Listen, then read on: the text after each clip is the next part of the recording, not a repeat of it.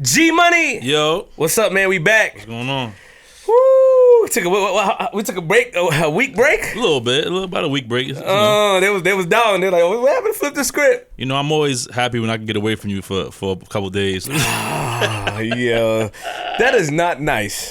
No, hey, is that from Zelda? Don't press that stupid like that. Nah, but what's going on? How you feeling, man? I feel good. I feel amazing, man. I think that you know, this upcoming months is going to be a lot of work for us. We got a lot of work to do. We have flip the script. You know, we trying to take it to the next level.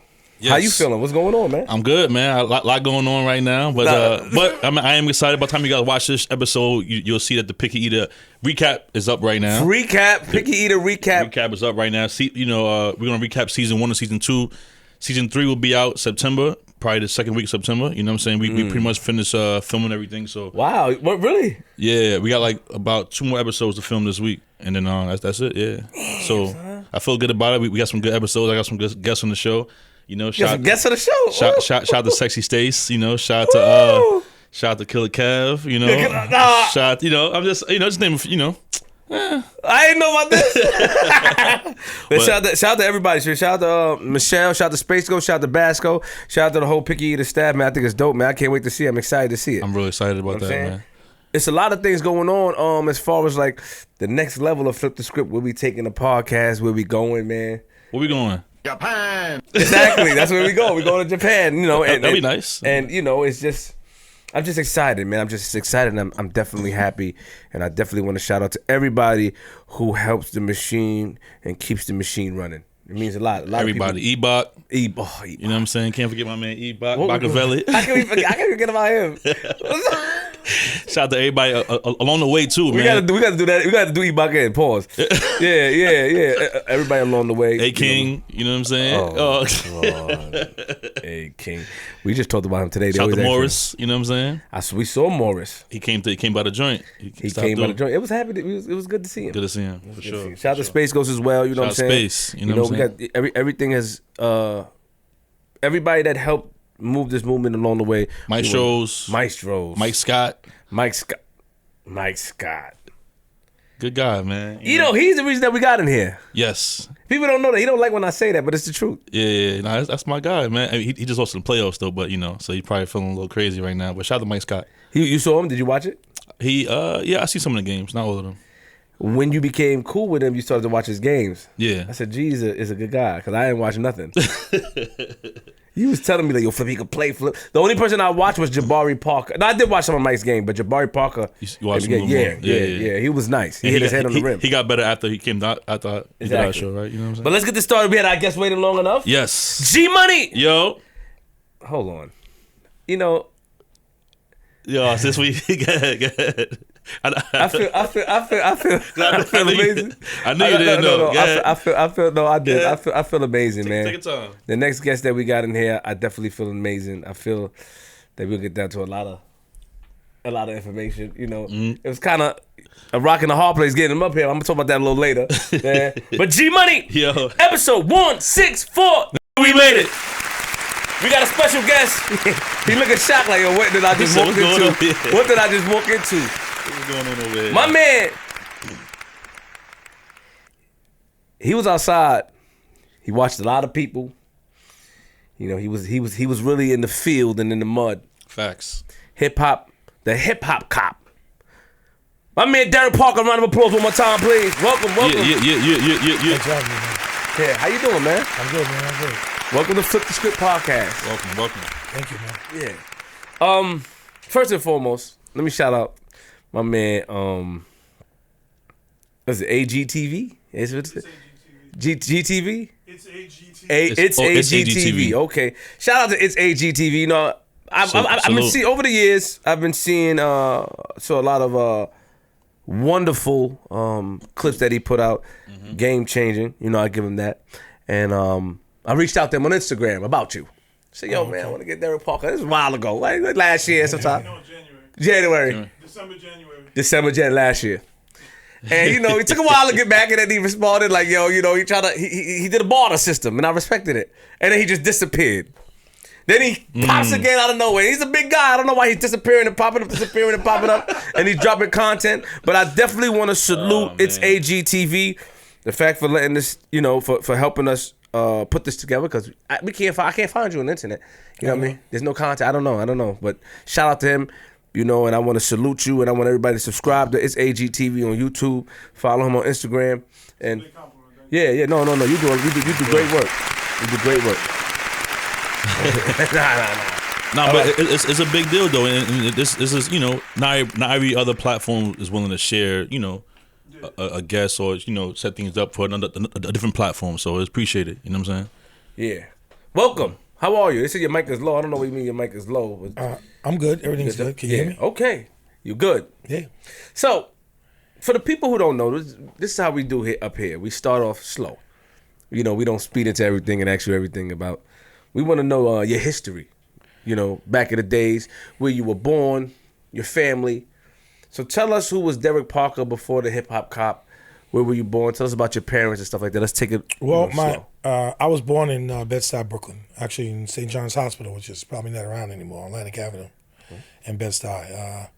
My father was a Marine.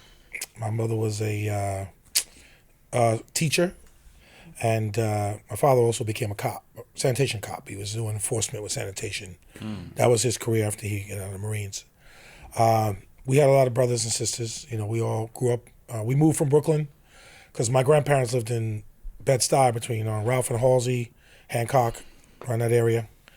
And we moved to St. Albans. Queens. So I grew up in Queens most of my life.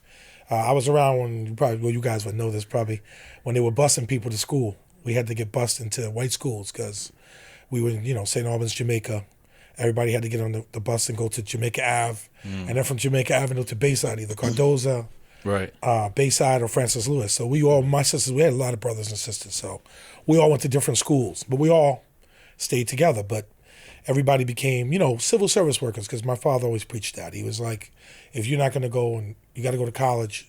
If you're not, you're going to be a civil service worker, no matter what. Because that's the route he took. And that's how he kind of stressed that with all of us. So my sister was a detective. My other sister was a correction officer. My brother was a correction officer. My other brother worked in the post office. Other brother worked in the post office. My other brother works for the Board of Ed. So everybody got good, pretty decent jobs, and have families, and everybody grew up and did their own thing. I mean, I went on the police force because I grew up playing basketball in O'Connell Park, if you know what O'Connell Park is. Facts. Me and Mark Jackson was young at the time, but his brother Kevin Jackson, we were always playing in the park like every other day.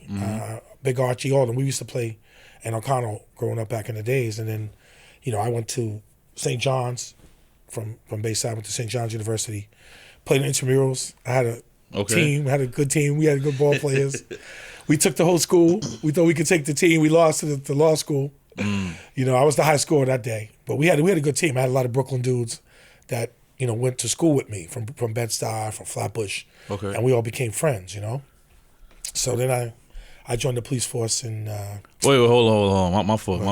There you go, good job. My fault. Yeah, I was trying to let him go. You know what I'm saying? Oh, okay. So we want to get like the the inside before we jump to the cop so stuff. Yeah. So let's go back to, all right, you're born in Brooklyn, right? And then I'm interested in the Queens part. We from Queens. I want to know. You know what I'm saying? How was it in Queens growing up? Like talk about it. Talk about Queens. And did you go to Queens with all your siblings, or was it just you? Or no, we all went to Queens. Okay. How many guys? How many were you? It was my parents had married twice and divorced twice, so it was like 10 boys and 4 girls in total. With the different marriages. Man, so I got stepbrothers. But anyway, growing up in Queens was rough at the time because there were a lot of gangs back in those days. The Savage Skulls, and I could go back to a lot of different gangs, but Seven Crowns. Yeah. I had a lot of cousins too that grew up in Queens, and a lot of my other cousins. I had some bad cousins on the bad side, my father's side, that were over from over in Keysville, on the other side of Farmers, and I grew up with a lot of family. But I used to play basketball, go to school. I used to hang out with my friends. We used to watch wrestling all the time, and but the biggest thing was trying to stay out of trouble because, in the neighborhood that we were in, with all the brothers and sisters that we had, we grew up fighting. My sisters were fighters. Let me tell you something. My sisters were no joke. They grew up fighting other girls and fighting in the hood. So, I had one of those families that was like, some brothers were like soft, but I had my sisters always behind me. They were always protective of me and, my brothers. Okay. So, but growing up in Queens, like I said, it was more hip hop. We used to go to the parties in the 192 in Hollis. I don't know if you remember that, when they used to have the speakers outside in the park. Park jams. Park jams. I forget the name of the park.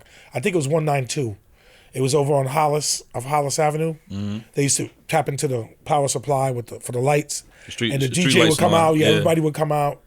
I mean, man. But we're in our 30s, so I don't. I'm a little older. I'm in my 50s. So now I heard, my dad DJ back in the day, so I heard stories. He's from 40 Projects, so 40 Projects. So I would hear the stories about the My boy Sheldon was older than me, and he was from he lived right across the street from me, but he was an OG. So he used to talk to us about about 40 Projects and about all the dudes that ran the projects and stuff like that. Because he had a kidney infection that caused him to die later on with dialysis. But he was an OG back in the days. He knew a lot of people, and his sister Melba. They knew everybody from 40s. So they used to go to all the parties. I mean, we used to hang out, but me and my brothers would go to Fantasia. I mean, this is the clubs you probably would know about. We used to go to the city. We'd get dressed up, take the train, come home. We went to cars. We used to like get all the cars and build them, try to hook them up because, at that time you try to impress girls. Mm-hmm. But I have friends all over. I have friends in Hollis, friends in Brooklyn, some people in the Bronx. So you're pretty good. You were a pretty good kid growing up. You weren't into any kind of trouble stuff like that. You were just kind of I never had that. Sports. Kind of you played basketball, into cars. You said. Yeah. I have a question. Pardon me, G. Being that your father was a military guy, right? He's a military guy. Mm-hmm. What did that do? How was his behavior in the home? Because I know a lot of people that grew up with parents that's in the military. There's a lot of different up and downs in the home based off of personality, PTSD. Did he suffer from that? Was he in the military that long? Like, how was it in the home as far as connection? Was he distant? Was he a guy you can go to, or what? Like, what type of parent was he? My father was like a ladies' man, He was a good-looking guy, and he divorced my mom, and he was out. My father was into cars. Like, I like cars now too. Okay. So he was into cars. He always bought a new car every year. He went out with my uncle. They were like best buddies. They would go to a lot of parties together and hang out. And he was a Marine, so he ran a tough household. If you messed around, you got beat. It wasn't no talking. He didn't play that. He was kind of rough. Like, I remember my father built us bunk beds out of wood because we had so many in our household. Like that, huh? Yeah, so he went to the lumber yard and he bought wood and built us bunk beds. And me and my brother slept in the same room. He had the top bunk, I had the bottom, because my other brother had the other room, my other brother. So there wasn't enough rooms to go around for everybody to sleep. My mother used to make beans. They used to call me Beans when I grew up. Pork and beans all the time with Franks, and But we had a lot of friends, and like I said, my father ran the household. Like he stressed college, he stressed civil service. That was his thing. He wasn't gonna let you go on the streets and be criminal. He wasn't gonna let you. He wasn't gonna let that happen. If he did, you would get beat at the police station if he had to come there. When you were younger, though, like see now, like even when I was younger, certain way my parents disciplined me, I used to get upset. But in retrospect, I understood. Like now, as an adult, when you were younger, did you understand his strictness, or like it's not until you got older, or you always understood it? No, I understood it. He was just looking out for us. Respect. He wanted us to be better than he was. He only had a high school education. He wanted you to go to college. He wanted you to be better. Parents always want their kids to be better than what they are. Yeah. And there was a lot of us, so he had to keep the reins on everybody so everybody wouldn't drift off. Because listen, it could have been me, it could have been my brother, or my sisters. We could have turned out bad. We could have got involved in a gang. We could have did a lot of stuff, but he wasn't going to let that happen. Yeah. So what goes on next now? You out here, you playing sports, you doing the car thing. Like, what was like your first job? Like, what was your first job, I guess? What was the first job you had? I worked at Herman's World of Sporting Goods. Part-time in the post office. I went in the post office too because my father had a part-time job in the post office. He worked 2 jobs because he had a lot of kids. So I used to work as a casual. They called it a casual. You would just sort letters and I would go to school, but he didn't want me to mess up. I mean, I almost went to Brockport University with my boy Tony. He was in Chicago. He's now in Dallas. But if I went to school with him, I never would have learned because this dude wanted to party every week. So, but he even till today, he still hits me up on Facebook. My boy Tony Towles. He's like, back in the days, me and him were just inseparable, Right. I was light, he was dark. We used to be out running around, chasing girls, but his parents and my parents were cool. And, he was from Queens. He was from Linden, on the other side of Linden and 203rd or somewhere around 203rd or 199. And, you know, he would come over, we would just hang out. But we were supposed to go to school together, but I got accepted to St. John's. So I said, I got to go to St. John's, bro. I go to St. John's. So he went to Brockport. But I know if I went with him, I probably wouldn't have graduated on time. You know, because he was just a party guy. He was a good dude. He got his degree and everything else, but he just, you know, at the time we were out there, you know, working, trying to, you know, chase women, cars, you know. Any celebrities that were that you knew when you were younger that became a celebrity later on? Well, I mean, I always knew like Run DMC because they were from the neighborhood around the way. Of course. A lot of DJs, man. Like I used to go to the Bronx, to the Fever. I used to take the train, man. We used to go. My brothers, we went to a place like Fantasia. We walked. I heard about Fantasia. Like 5 miles. We walked to clubs with suits on. Worried about we used to ride the trains at night. You know, not worrying about getting robbed because you know I had my boys with me too. So and back then, you know, we were like, oh man, we taking the train. My mother would worry that you know, you guys going into the city, you going into the Bronx. Because how are we gonna get there? We gotta take the train. We didn't have money for a cab. There was no Uber at the time. So we used to take the train. I used to be with all the. I used to always hang out with the rough dudes, man. I always had friends like that were from the hood that I knew that were always good with me. Like growing up, I always had guys that were like, I mean, names that I could call you now, you probably wouldn't even know, but guys that I grew up with gang dudes and everything else. And, you know, I used to hang with them. And they used to be like, you know, you my dude, man. No matter how you are, they accepted me, you know? What junior high school you went to? I went to 158 in Bayside. 158. And then what high school? I went to high school. You know who went to high school with me? Eric Adams, the borough president of Brooklyn. I know you're talking about. Yeah. Me and him went to high school together. Which high school you went to? Bayside. Oh, you went to Bayside. So everything was in Bayside. Yeah, because we got bused. Yeah. My mom sent me to elementary school, but that was the time when we were younger. They said you can't stay in Jamaica. My brother went to Andrew Jackson. He got lucky. He stayed. But why you couldn't stay in Jamaica? Because they said there's too many of y'all. Y'all have to get split up. My sister went to Francis Lewis. My other sister went to August Martin. I went to Bayside with my older sister and my older brother because we were right in that line a year apart. My other brother, like I said, Francis Lewis, then John Bound. Everybody went all over the place because everybody couldn't go. They were saying, no, everybody's not going to one school. Why is that though? It was some kind of it was a big thing, like you said, with segregation back then. It was the race riots. I don't know if you guys know about this, but I was around when he had the race riots in Bayside. We used to come through with the Jamaica bus, and they tried to turn the bus over. As soon as we got to like Bell Boulevard in Bayside, they used to try to turn our bus over. We used to fight them. We used to be outside of school, man, like with all the white kids. You know, some of the dudes that wear the leather jackets with the Marlboro cigarettes that come around. Yeah. Because they had their own gangs back then. And we would be outside, and they would try to attack us after school. We'd have to, like, you know, form a gang of our own just to be out in school, just to watch our backs. And try to, like, if we had the chance to get away, we would get away. But every time we went through Cardoza from Bayside, like we took that route back to Jamaica, they were always waiting for us, turning over our bus, trying to throw rocks at the windows, sticks. Get out of here. They were chasing us. Wow. It was crazy back then. So when did that change, though? Well, I think it changed in the 80s because that was in the 70s, back in the in the 70s. So I graduated, let me see, 79, 80, because 82, I went in the police department, 1982. So it had to be in the late 70s when it stopped, like the beginning, you know, late 70s, because I went in college in 79, so it was in the 70s. Oh, really? What college did you go to? I went to St. John's University. That's crazy. You know what's wild though? I went to Holy Cross High School in Flushing, the Bayside, and the Bayside dudes used to get crazy on us on the bus, not the white, just get the black kids. Oh yeah. They used to get on the bus. Like if you missed the first initial bus when the school come out, the next bus after that, if you was on that late bus, the Bayside dudes would get on the bus and just be wilding. Like come on there and try to rob people, try to jump people, crazy. It was different, man. But back then, like I said, we were just more or less getting on the bus to go to school. We were listen. Our survival was to get home. Yeah, we didn't know if we was going to make it home one night. If one of us got killed or shot or hung, you know, it was that. You think they were doing that back in the day? Like, hanging? I mean, I'm just what I'm saying. Maybe I'm elaborating, but no. If you got caught out there in the park at night, and you were a black kid back then, something could have happened to you. You know. We went after the sun went down, or before the sun went down, we were gone. We got out of Bayside because it was bad then. But I had a white kid who was my friend that his parents like me. We went to school. I hung out with him, but we never stayed past late. We never stayed late. Did you have any racial situation happen in school, like on all the time. In the school, we used to have race fights in the schoolyard. You know, somebody would bring a knife in. You have to be careful about. We have fights. I got into a fight with a guy, man, a big white dude. I never forget. We were fighting in the backyard. My sisters wanted to jump in.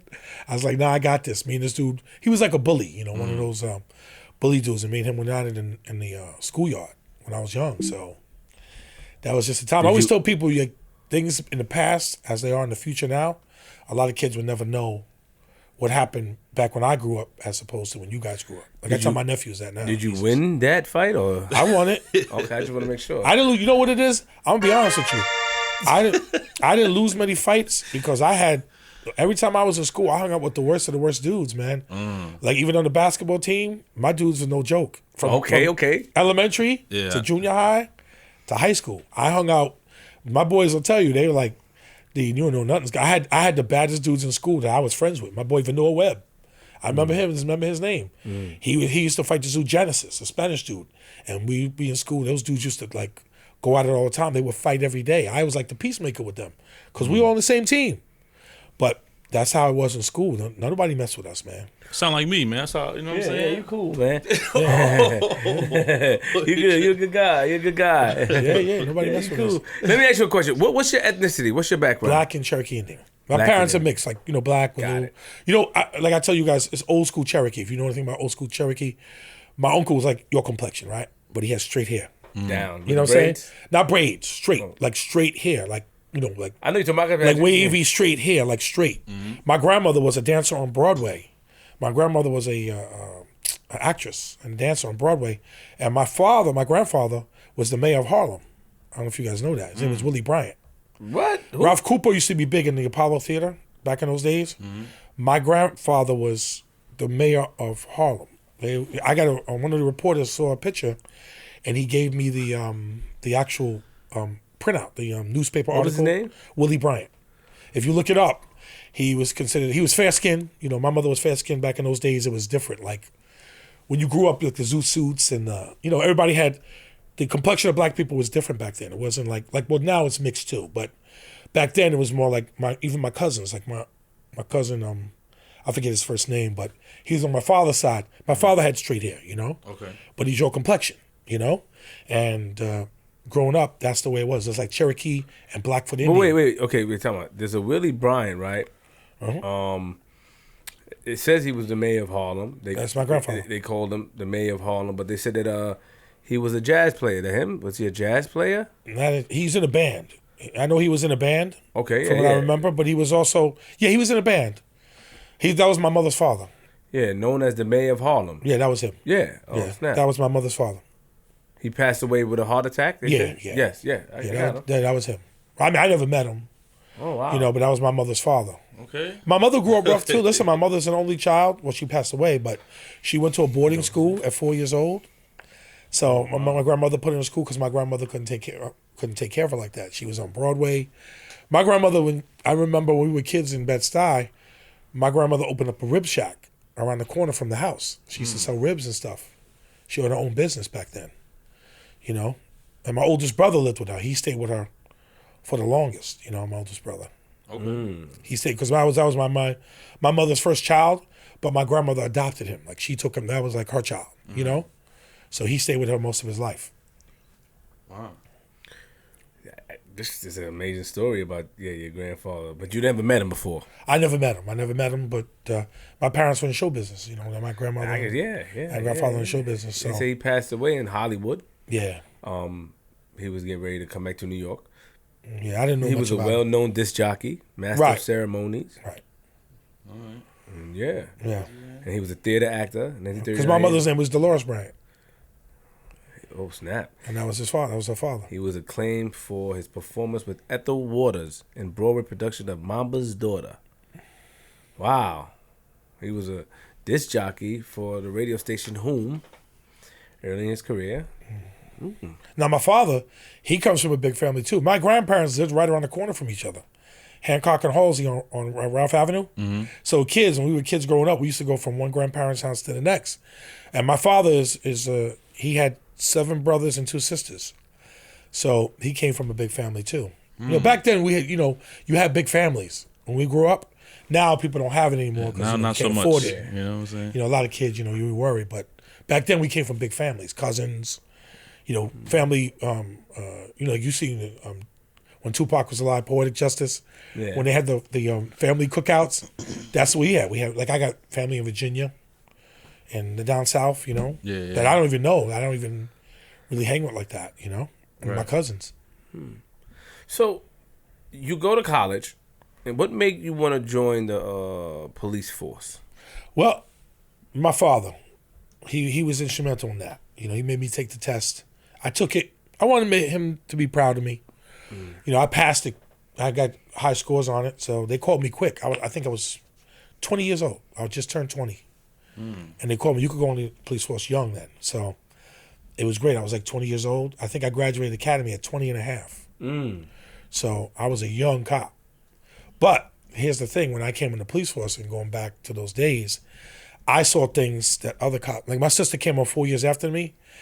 She came on in 86, but my sister would never see the things that I saw between the period of 82 and 86 because we had the crack epidemic. If you know about the crack epidemic in the low 80s. Yes. So I got sent to Midtown South. I was, walking in Manhattan on the beat, 17 Precinct, Midtown South, Midtown North. And then they sent me to I'll keep going. They sent me to Far Rockaway. So out on Far Rockaway, I was like, wow, this is like no man's land out here. Different out there. I was a young cop. I might have had 2 years on the job. And then I was in the patrol car. Everybody had a TV because, we'd be by the beach hanging out, checking out girls. And then back in those days, we had the Red Fern projects in Queens. And we had Edgemere and those places that were rough areas. So we went in there deep with 6 cars, And I didn't stay there long because, all the bosses liked me because, I had college. Back then, a lot of guys didn't have college. So they would put me in the desk to fill out the paperwork because I knew how to do all that stuff. I learned. I taught myself, actually. I knew I wasn't going to be a cop forever. So back in 1984, I put in to be undercover with narcotics. And they wanted me. It was like, we want you. You fit right in. You look, maybe you could be Hispanic, maybe you could be black, you could be whatever. We need you. So I had long hair, afro, and stuff like that. I have more hair than I have now. So I had afro. So I went up to the Bronx, man. It was a whole different world. Real quick, when you said you saw things in those 4 years, what are you implying that I saw things in those? Can you share with us what did you see that other cops didn't see within those 4 years? What I saw was the job was an old school job. It was an old timers. Like you couldn't do things without talking to an older cop. Like if you had to drive the car, the cop would say, "I'm driving. You're on the passenger side." Right. If you went into a store to get something to eat, don't go into the store. This is my spot. You see what I'm saying? Sound like training day a little bit. Yeah, like it was like training day a little bit. It was, and you don't talk to the boss without coming to me first. Like if you have a problem, you come to me. If I can't settle it, I'll go to the boss and we'll settle it together. But old timers were like that, and then that was just one aspect of it. But we had so many cops that came out, and a lot of the old timers, a lot of young cops were overzealous. I had one of a Jewish guy that worked with me. I never forget. They told him that we had to slow down on summonses. Like, don't write any summonses because the job was going through some kind of arbitration with the city for higher raises, higher money. And this cop said, screw you guys, I'll do what I want. He used to wear a yarmulke, this Jewish kid. So they took his locker and threw it out the window. And took his clothes and everything, just burned his clothes up, everything. That's crazy. So it was a different time then. And then that was in 82. So then in 1984 now, I'm in narcotics. So I went from one world to a crazy world. Like I was in another dimension. When I went to Bronx Narcotics, you had all kinds of cops, Spanish, black, mostly Spanish where I was at. Drugs were prevalent everywhere in the Bronx. Like, I used to be an undercover, so we had an undercover car that all of us would go out in, like 4 or 5 of us. And we'd get into a Volkswagen. And we drive into like 192 in Jerome, Grand Concourse, whatever. And they would say, okay, go get out and go buy drugs. You got your training. You went to narcotics school, go buy drugs. So you go on the corner, you buy 2 vials of crack, 2 decks of heroin, whatever, whoever's selling. So we got so good that the older undercovers were saying, okay, well, Derrick, you guys and the new guys, we paid our dues already. We've been here a year, 6 months, and now you got to go out and do all these buys. Sometimes we would make 5 buys a day, and you have to remember who you're buying from. Okay, I bought from that dude with the shoes on his hat, that guy with the Lakers shirt, this girl with the red, because you have to write JD red shirt, JD John Doe, so-and-so. So we were going places, and it was scary, man, because I would go into apartments that a lot of people would not go into, bro. I had some Dominican dudes. I never forget. I went to an apartment, and every time I went there, the dude pulled a 44 Magnum on me, and he got to know me. That the boss would say, "Yo, that's my man. What are you doing? Like, stop pulling the gun out on him." And I used to buy kilos of coke. And in the Bronx, we used to have teams that we used to go out and get drugs. We would have a contest, who would get the most keys in 1 week. So I was just dude Jose, and me and Jose used to go out, and Jose was straight Puerto Rican, but he looked like a drug kid. He was skinny with gold chains and stuff. We used to go into places, man, because they spoke better Spanish than I did. I wasn't fluent in Spanish, you know, but I used to go with them, and we would go in places, man, and we would come out with, because kilos on consignment. 40,000 for a key. All right, 32,000. I'll give you 6 keys, but you got to pay me on Friday. All right, I'll see you on Friday, man. And we roll out tire shop with tires. We roll out kilos in the tires, take them back, and the boss was like, "You got 6 keys on consignment? The guy didn't ask for no money?" Nah, we cool with him. Because we bought them up. We bought like an ounce, then we bought 2 ounces, then we bought a half a key. Right. Like 2 cops came on with me that died. And I remember them, 2 black cops, right? We were all in the academy together. Murdered Parker and a guy named, what's his name? He was in the 6'7". I got his face right in my head. He got killed. You could probably Google it up and see it. He was another Parker. He got killed in a shootout. But Myron went with me on the buy. I said, "Myron, you sure you want to go with me, man? Because you look a little nervous." He's like, "D, come on, man. Like, I can roll with you." I said, "I go into certain places, man. You got to be, like," I had a Walter PPK.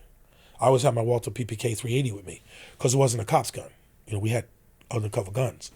So I said, "Look, I'm rolling, man, but you got to be careful because where I'm going, you can't flip, you can't bitch up or whatever. So we got to be cool. You got to be cool."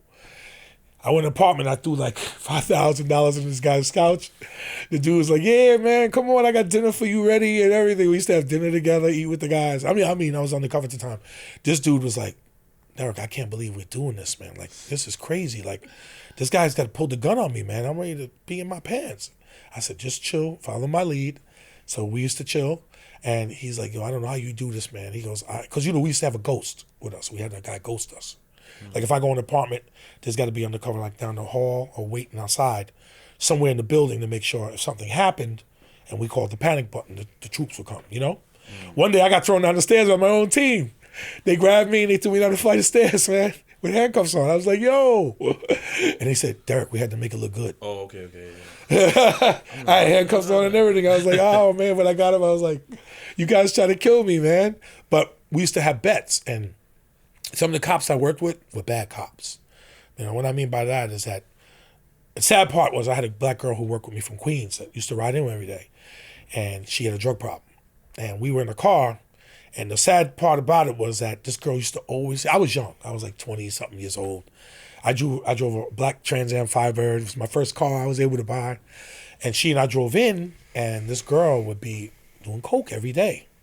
Because I always thought she was drinking with her man. I never really paid attention, And then one day she told me there was some checks that got stolen in the office, in the Bronx office. And then there was 3 girls. It was Downtown Brown. It was this girl, Julie, who was Puerto Rican, and this girl, Peggy, who was white. And they said, "Derrick, we know this girl is your partner. We know she took all that money. We're going to f her up." And I was like, excuse my French. I don't mean to curse on the air. So I was like, I'm not with her like that. I drop her off. I pick her up. We really don't even hang out together. She has a boyfriend or something she always tells me she's with. Plus, I was young. I wasn't paying attention to her. I was going to house parties with Run DMC and Hollis. I was going to the red light parties, trying to pick up girls. I wasn't worried about this girl. So she told me she had a drug problem, and then she called me one night and told me she stole the money. I had to call my lieutenant, man, and I said, "Look, I told her to resign, because if she didn't," her father was a cop. He worked for the mayor's detail. It would have been so embarrassing for him that his daughter got this drug problem, but she needed help. I know she needed help. And I said, "Look, I've been riding with you too long, and either you're going to get me killed, or you're going to get yourself killed, or you're going to be out here with somebody doing something." And then in the office, we had other cops that stole money. They were selling bulletproof vests. One cop sold the gun. So, I&B was all over everybody back then, because it was the Bronx, and the office was fast paced. Like, my captain would come in, he'd be like, "How come ain't nobody in the cell?" I said, "Captain, it's only 1 o'clock. We don't go out till 1, 2 o'clock. And we go out like 1, And we're back by 5 with all the prisoners, 6 with all the prisoners. Because that's when the overtime used to start. And we were coming with 100 prisoners, man. We would bring 100 people in. And then we had so many prisoners in the cell, we couldn't put them all in. When we went to central booking, we had a line. The line was around the corner. And nobody would run back then because if a guy ran on you, he would get beat. So he wouldn't run. But, we used to pick up food for the prisoners, One of the dudes, I'll tell you a real funny story. We went to a racket. We call it a racket. One of the guys got promoted, so they have a promotion party. So they brought the prisoner to the party. Only problem was, it was a strip club, and the prisoner was acting crazier than the cops was. Give me more singles, man. I got this girl on my lap. And then the captain was like, who is this dude? And the guy goes, he's our prisoner, man. You brought your prisoner to the party? And then those guys got in trouble, man, because the prisoner was cool. He was just a little too loud. But back in those days, when you arrested some guys so many times, you got to know them. And not that you're friends with him, but he knew he was going to jail. So he's like, yeah, you're going to stop off and get something to eat.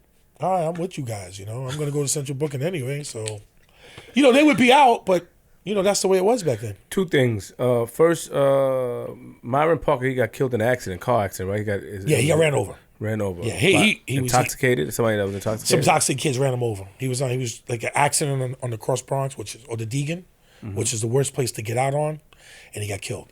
And I think it was Richard Parker. He got killed with his partner in the 6-7. We were all in the academy. It's us Erie. We were all in the academy together, 3 of us, and it was only 3 Parkers. It was me, him, and him. And the other question I got is that are you aware of any cops that was letting people go? Letting people go. Like when they lock you up, they let you go. Well, I'll tell you a really quick story. We were in the Grand Concourse one time, and we hit a spot on the Grand Concourse on 183rd Street. Everybody started running, so we were in the car, and the 2 guys pull up to the investigators. We had investigators and undercovers. They would pull up in a blue Ford, and everybody started running. So they took out a 2x4, hit the guy. The guy fell right over the divider onto the middle of the street. That's the wrong dude, man. Oh, sorry. We get back in the car, we leave. Oh, nah. But the guy, back then, the guy knew he was guilty. So he was like, yo, I got to pass because they didn't catch me. I had drugs on me, but the cops didn't get me. But we couldn't get him because he was in with the crowd, but we didn't see him make a hand-to-hand sale, so we couldn't arrest him. Right. But I was in a spot in the Bronx and down in the 4-1. It was in Alexander, 141 in Alexander. I never forget this. There was a woman on the corner with a heavy overcoat on, and it was 90 degrees. I said, why is this woman wearing an overcoat? But she was a heroin user. So she hooked me up and brought me to the spot. It was a line. It went around the stairs in the projects, bro. I had to go up the stairs. I got to the top. The other dude brought me to the top. The guy goes, yo, why are you bringing those people to my front door? He goes, this is my man. He's all right. Give him whatever he wants. I said, Sarge, when you hit this spot, everybody's going to run. Everybody. People ran out the building. The girl, we captured her because she brought us over there. Took her coat off, man. Her arm was wrapped in plastic. It was ulcerated. So we took her to the hospital because when you get a prisoner like that, you got to take them to the hospital. So we took her to the hospital, and they go, they got to cut her arm off. So the detective said, yo, man, I'm going to kill you. Why did you buy from her? You could have bought from somebody else. I said, she was the only one out that was selling. That was bringing you to the spot. And he said, I got to stay with this woman now for like 24 hours until she's a prisoner, hospitalized prisoner. And he was mad at me. I said, listen, man, it's part of the job, you know? Let me talk to you real quick. Did you ever have to get dirty, man? Like, let's cut the cool. Like dirty? What do you mean like dirty? Dirty. You know what dirty is, Derrick. Come on, man. I never got dirty like that. Derrick, come on, man. I'm being honest with you, man. Nah. Dirty. Undercover, man. You've seen a lot of stuff. Did you ever had to get dirty, Derrick? I seen a lot of things, man. I was asked to do certain jobs that I didn't want to do, and I didn't want to go. But you had to do it, a.k.a. get dirty. Not dirty like that. Not in the dirty sense of what you're talking. So what dirty do I mean? You talking about dirty like maybe planting drugs on somebody, right? Or putting a gun on somebody, robbing them. Maybe dirty like that. No. Did you have to do that for the sake of your job? No. But don't get me wrong. It came close where some people wanted you to sniff coke. And we used to have like a thing. We used to like, you know, when they wasn't looking, and we throw it to the side. Because as soon as you ingested coke, you'd have to go, as soon as you got back, you have to tell the boss, and they had to send you to the hospital for a medical evaluation. How much I was cool. I was always a good talker. How much time you had to ingest coke, Derrick? No, I didn't adjust. Derrick, come on. I'm being honest with you guys, It's man. me, Derrick. Don't let me go in the corner, Derrick. Nah, It's me. How much time you I'm telling you, I didn't. One time? Were the guys in my unit that One did? time? Once? No, never. Were the guys in my unit? His face. Were the guys in my unit that did it? Yeah, they did. You never had to. You were undercover. You were you were in there with the guys that you were trying to take down, probably big drug dealers. Right. And you mean to tell me that you didn't do anything that might have compromised who you are today? Like, you didn't do anything for the sake of the job? No, listen. I had to smash a girl. I had to go clap somebody. All type of crazy stuff. The only thing I did too that my boss got mad at me about was the dude that I bought a kilo from. He was beating his wife, and I just happened to come in at dinner time, so I stayed in the apartment a little too long and had dinner with him. And my boss was mad at me because he said, "Derrick, you're not one of these people. You got to remember, even though you're a minority and you grew up in the neighborhood, this is not you. We worry that you in this apartment for over an hour. I don't know if these people caught you, they torturing you, they doing." I said, "No, it was my fault. I had a beer with him. I was trying to tell him to calm down, don't beat his wife. He made me steak. His wife was a good cook. She made me beans and rice and steak. And Yo, what is wrong with this? I know. It's like, listen, it was a different time back then. So you were guilty by association. You watched him beat his wife. No, I didn't run his wife. His wife wasn't like that. No, did you watch him beat his wife? That's it. No, he was. He hit her in front of me, and I was like, "Yo, you can't be doing that, man. Come on." Like, I was making a drugs deal, so I didn't want to compromise the deal. This guy goes to jail, and the cops come and raid the house, and they're going to lock me up too because they don't know who I am. Understood. So, but I used to go to the Jamaican spots. I used to go. Listen, I went in the Jamaican places, man. And a guy took me an apartment. I bought so much weed. This dude had so much weed in his house. I was like, "My man, how much weed do you have?" He said, "Yo, man, come to the refrigerator." I went to the refrigerator. He had weed all in his house. I was buying pounds of. I would come out with shopping bags of marijuana. So you buy the drugs and then what you do with it? Voucher them. You have to take them back to the precinct and voucher them. Okay, but then when do you guys take down the people that you bought from? When you get a major case like that, you want to buy them up. So you have to remember, you have to get a certain weight for it's a felony. Like in drugs, if you buy an ounce, you got an A2 felony. If you buy more than 2 ounces, you got an A1 felony. Most bosses DAs want an A1 felony because the guy's looking at 15 or 25 to life, And you could bargain. We had a guy that we bought, man, a Colombian dude. He got us 600 kilos from the Colombians. And I was part of the team, but I wasn't the one dealing with him directly. Because I wasn't Spanish, so I couldn't deal like that. I could go. I was in a car where I had $50,000 on me, and the dude behind me in the back of the car had a shotgun. He said, "Derrick, anybody goes to that car and tries to rob you, I'm blowing them away." So your life depended on, your partners and people backing you up. Don't get me wrong. Me and Jose went in places. We had to fight our way out. Some guys tried to rob us, especially when we were in Woolworths on the Grand Concourse. They said, "Where are you?" So we fight that Woolworths. Some dudes tried to jump us outside of the Woolworths. We fighting them. But we had our guns on us too, and they locked them up. But it was a different time back then. Did you when you played Undercover, how many guys found out you were a cop after? A couple, because when you have to go to trial, like a major case trial, like I had a guy who the dude I bought the key from with his wife, when he saw me in court, he said, "Yo, man, you was just doing your job, right, Mike?" I said, "Yeah," because that was my name, Mike. I said, "Yeah, man." He's like, "All right, man." He was cool with me. He said, "You was a good dude, man. I kind of liked you, like." That's crazy. And you was a cop, because I was cool with him, and I was buying him up to get him a key, to get a key coke. Did you ever give anybody a hint that you was on to them? Like, did you ever like honestly? Did you ever end up being cool with somebody where you're like, "Yo, man, I'm police, man. Go ahead, get out of Dodge." When I was not get out of Dodge, not get out of Dodge. God, let's go. No. hey, Derrick, chill out. Who you helped out, Derrick? No. Don't lie. No, when I was, you helped somebody. I told them, G. You can tell. Look, when I was in Brooklyn now. Okay, let's go a little further now. When I left Brooklyn, I was the only dude on my team that got sent to Brooklyn. Okay. So everybody said, "What did you do wrong? Who did you piss off?" And I said, "I didn't piss off anybody." And they said, "Well, it's close to home. You're in Queens. You're going to the 7-5, East New York." Now, you guys, if you didn't even know about Brooklyn, you know about East New York. Yes. Linden houses. I go back to Glaze days, the days of Glaze. If you know who Glaze was? Mm-hmm. Brian Gibbs Glaze, those days. I was in the 7-5. It was different. Now, I was thrown into the fire. What I mean by that was, as soon as I got to the squad, they were like, "Listen, kid, get a suitcase, pack some clothes. You'll probably go home in a couple of days. You'll probably eat when we eat, because all the old detectives had dinosaur pins. And I was the only one, there was only an older black guy in there, was me and him. And this one Spanish guy. Everybody was white. And they were like, listen, this place right here, see that sign? You give you 22 minutes, we give you a homicide. That's the way it is here. He said, all that narcotic, that's behind you. You in the real world now. So I was like, oh shit, I'm in the real world, I'm in East New York. So back then we would go out and people got killed every day. We had 128 homicides when I was there. Wow. In 1 year. So you could imagine me driving and going out every day to this scene, that scene. And you get to know people. It's like when you work the Bronx, you cultivate witnesses, you start talking to people, you get to know people, and people know you're onto them. So, but who did you get cool with that you told to get him out of there? Come on, Derrick. Derrick. Don't do that, Derrick. I'm gonna be honest with you guys. I know about you. I know about you, Derrick. Don't do that. Don't hide it. You might tell a guy you're onto him, but he might say, I'm going to get you one day. I ain't going to get you today, but I will get you sooner or later. I had guys like that. There's anybody that you like that you wanted to have, like that you put on? Like, yo, look.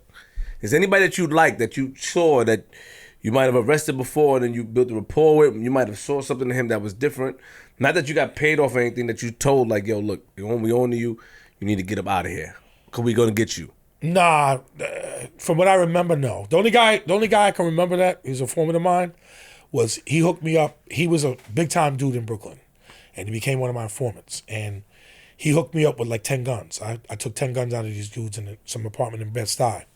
And I was always good with people on the street, like in the bodegas, the Spanish, the black dudes, all of them. So he used to be at all the big dice games. Back in Brooklyn in those days, they had all the big games where he would be in the gambling spot. These dudes would be winning 50,000. But major players were at these parties. I'm talking about, if you ever see that site called Tell Them Blanco Sent You ever see that site? No. There's a website called Tell Them Blanco Sent You. My friend gave it to me a long time ago. It's about all the old school dudes that were the kingpins back in the days in Brooklyn. I heard that in a song before, I feel like.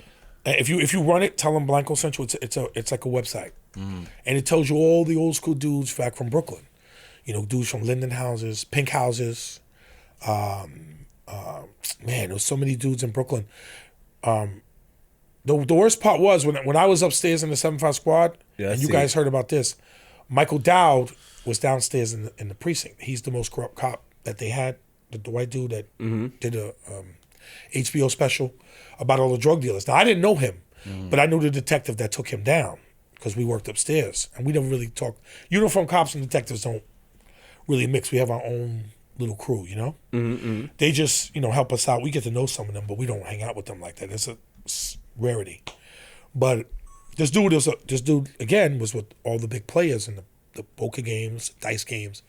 So I had him on some big drug cases and a couple of shootings. So he became real cool with me. And he told me a lot of stuff about a lot of people, There was some things that he did tell me that I couldn't really move on or go out and do because I didn't want to blow his cover. Because he could have got killed, And he helped me with a lot of stuff. So you saved him, basically? I kind of saved him, yeah. Okay. If you want to say that, yeah. Back in those days. Like, I didn't tell him to get out the apartment, we're on to you. But I kind of protected him so he wouldn't get in trouble. Like, if he did something wrong, he would tell me, and we would cover it. Like, because he was an informant. So I can only protect you if you tell me what you've done, and I could go to my boss with it and tell him, look, he did this, but we got to overlook it because he's still working for us. You see what I'm saying? I mean, this was years ago. I don't know why you're trying to make it seem like you wasn't out there, actually helping people out, Derrick. Nah, I wasn't. It's okay. It's okay. It happens, D. I had a good rapport with people on the street, man. Even the bad guys, like even the bad guys, man. Like some of them, if you arrested, I was always fair to people. I wasn't one of these dudes that brutalize people or beat them or go do this. There was a one dude that I never forget. He was doing a lot of robberies. He shot a pimp back in the old days, and I was on to him. He was I fixated on him because he was annoying because he kept shooting too many people. And he kept coming up on my desk every time he said, so I said, I got to get this guy. And I got him. And you know what the worst part about it was? As soon as I busted him, he gave me a dirty cop. And that was the worst thing. When you have to do a case like that, because when IAB gets involved, the chief, everybody wants to know who's this dirty cop, what's he doing? Now everybody wants to know my case because there's one dude I busted, said, look, I'll make a trade with you. You try to help me out on my case, I'll give you a dirty cop. And of course, back in those days, a dirty cop is worth a few pounds of gold. You know what I'm saying? So how did you help him out on his case? Well, he got, instead of him getting 25 to life, he got 12 to 25 because he had to testify against the cop. The cop got 33 and a third to life. What was dirty about the cop? They killed the guy in a liquor store. They went to, the cop was a Spanish cop. What's his name? Cabeza. They called him Cabeza. I can't think of his name back then. They were in a liquor store on Tompkins Avenue in Bed-Stuy, and they shot it was a black dude who used to hang out in there with an Asian guy who owned it, and the cop went in with the guy I knew, and they shot up the place and killed the owner. So the black guy saw their faces, and then Spanish guy, this cop said, "Yo, he's got to go. He saw my face." So they shot him, thinking they killed him, but they didn't kill the guy. He lived. So the cop tried to play it off. He even came back to the scene with his dog saying, hey, what happened? Because he lived in the neighborhood. And we got, when this guy gave him up, that was all the bells and whistles. Everybody was like, okay, Derrick, you got a big case now. We want in on this. Because everybody wants to bust this cop, especially IB, Internal Affairs. So his name was Cabeza? That was his nickname. I can't think of his real name offhand right now. Okay, and what year was this? Back in, I was in the squad in 89 to 92, somewhere around there. But he got 33 and a third to life because his robbery and the homicide of the Asian guy in the store. So that's how the case got cracked open when I busted this guy. I don't like taking a lot of cops with me. Like when we do raid, like if we go looking for a suspect, I never like taking a lot of cops with me because they spoil the fun. And I'm not saying it's always fun to go after somebody, but I went to a spot where I had to lock a guy up, right? And he was in Harlem. So I caught his cousin in Brooklyn, and he pulled the same trick on me that his cousin pulled before. He would hide in the closet, put all the clothes on him, and he would think nobody would know him. So all the cops that came in with me, on the detectives that ran the team with me, she goes, he's on the roof. And they all ran to the roof and left me in the apartment by myself. So I looked at her and I said, he ain't on the roof because there go his shoes right there. And then I went over to the closet, opened it up, and I just put my gun inside the clothes. Come out right now. And he said, yo, man, don't shoot me, man, don't shoot me. And I said, come out now. And I said, your cousin pulled the same trick in Brooklyn. And sure enough, I pulled him out. And then when he got to court, he said, I beat him. I did all this stuff to him. He lied, tried to lie. And Did you ever beat anybody before, Derrick? No. I put a guy's head on the window once when I was young. This guy cursed me out so bad. He was just so annoying because he was drunk. I didn't hurt him. I just closed the window down in his head a little bit so he would just shut up. But I didn't hurt the guy. I mean, he was just, you know what got him? When I told his wife that he ruined her car. I was rookie cop. I said, you know what he did? He just crashed your new car up. She goes, what? When I said, I'll drop him off at home for you. I dropped him to his house. It was in Far Rockaway. His wife came to the door with a broom and started beating the crap out of him. And that was so funny. I laughed. He said, see what you got me into, Parker? I laughed. His wife kicked his ass. I left him right there with his wife. He broke my chest. Yo, this guy, you take the cuffs off of me, I'm going to kick your ass. We're going to go outside. We're going to have a street fight. He just wouldn't shut up, man. I was like this. And the dude was paralyzed. He was crippled. I said, who are you going to fight? My partner was like, Derrick, I said, he's just getting under my skin. He wouldn't stop talking. So I put his head out the window, just closed the window on his head a little bit so he could yell outside. He was like, yo, man, you tried to brutalize me. He was lying. Nobody heard him. His wife heard him, though. But, when I went to Brooklyn was a whole different world, bro. But hold on, Derrick. One last time. Oh, he clean, man. Nah. I wasn't good at that, escaping that, man. I could have been this bad dude. Nothing, Derrick. Bro, I was in some really bad situations that I got out of. What was the worst situation you was into? I was in there, the guy with the 44 mag, man, when I went in there, and the dude put the gun to my head, because I had another dude with me, and he was a Jamaican dude, and he rolled in the apartment with me. And the guy put the gun to my head. He had a 44 Magnum. He's like, yo, who sent you here? How'd you know about my apartment? And I said, yo, man, come on, man. If you're going to do this with the gun, I ain't coming back. And then the boss came out and started talking to me. And we started talking. Dominican dude. The guy with me was like this. He was so scared, man. He went back.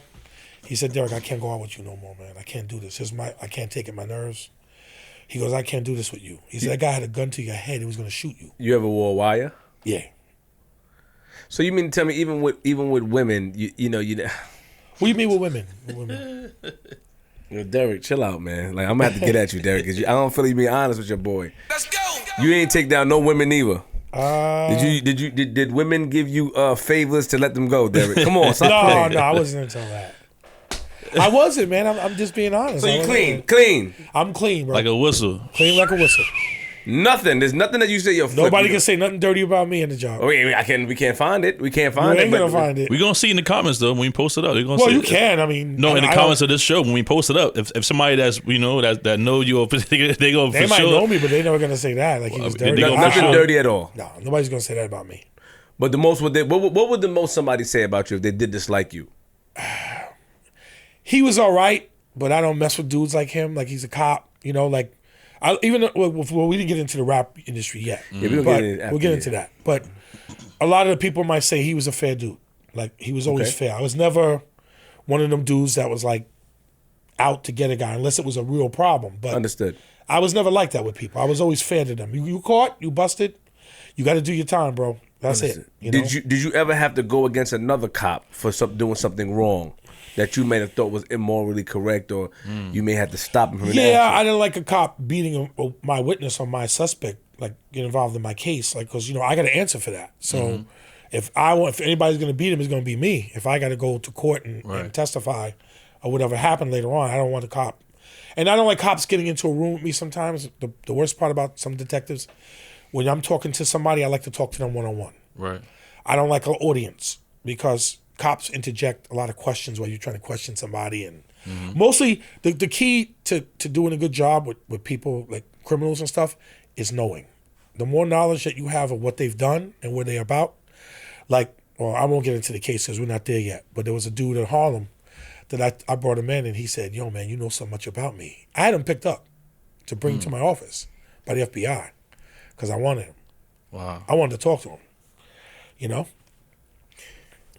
So, did you ever did you ever experience anything firsthand like the George Floyd case or anything like that? Back then. I'll be honest with you. Back then, when a suspect got out of line, he got beat. There was a lot of cases where George Floyd ain't nothing to what the stuff happened years ago when I was on the job. I mean, but it was equal opportunity. It wasn't just blacks. Right. Because I went to the Who concert one time, and some guy was creative. He took the police barricade, and he flipped it up and tried to run up the barricade to the first section without paying or without going through. And the cops caught him. So when he came down, he attacked some old lady, some hippie kid.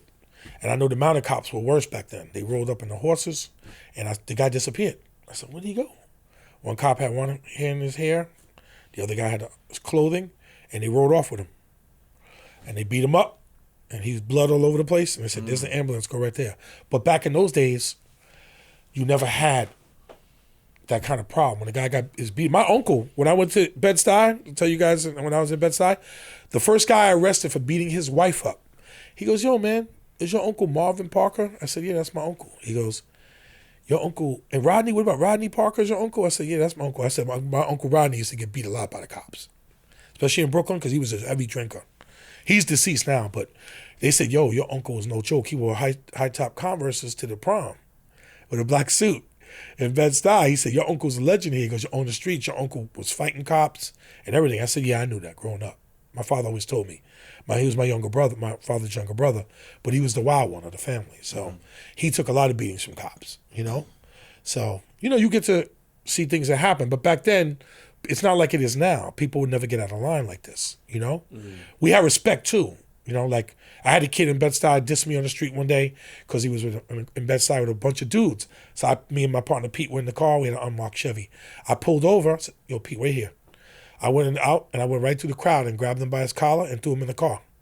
And then I took him away. And they're like, where you taking him, man? Where you taking him? You can't arrest him. I said, shut up. He's coming with me.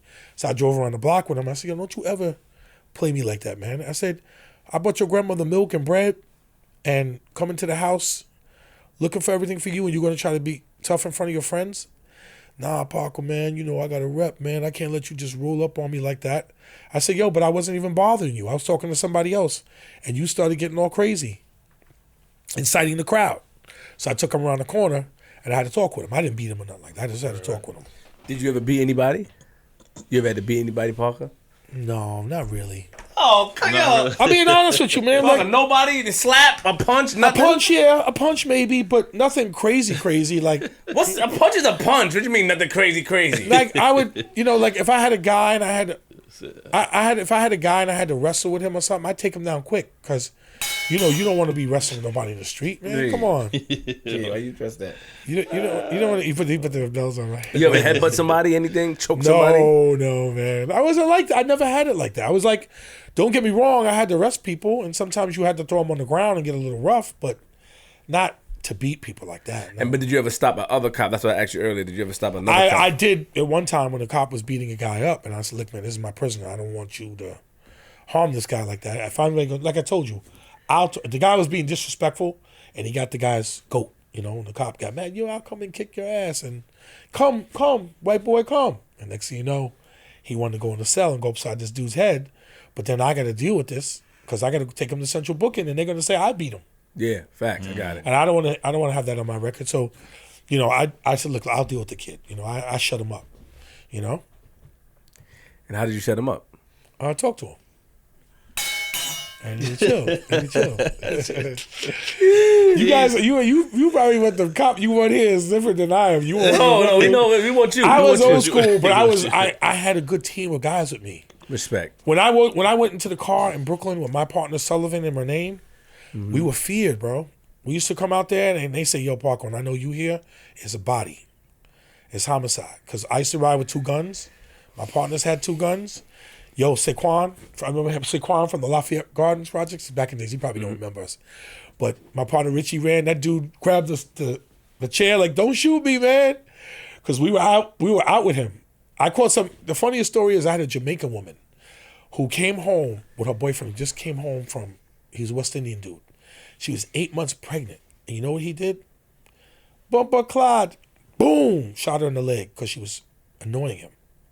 Talking too much. That woman came out the hospital, came right to the precinct, and we'll never forget, it was like a Saturday morning. We were watching Abbott and Costello or something on TV.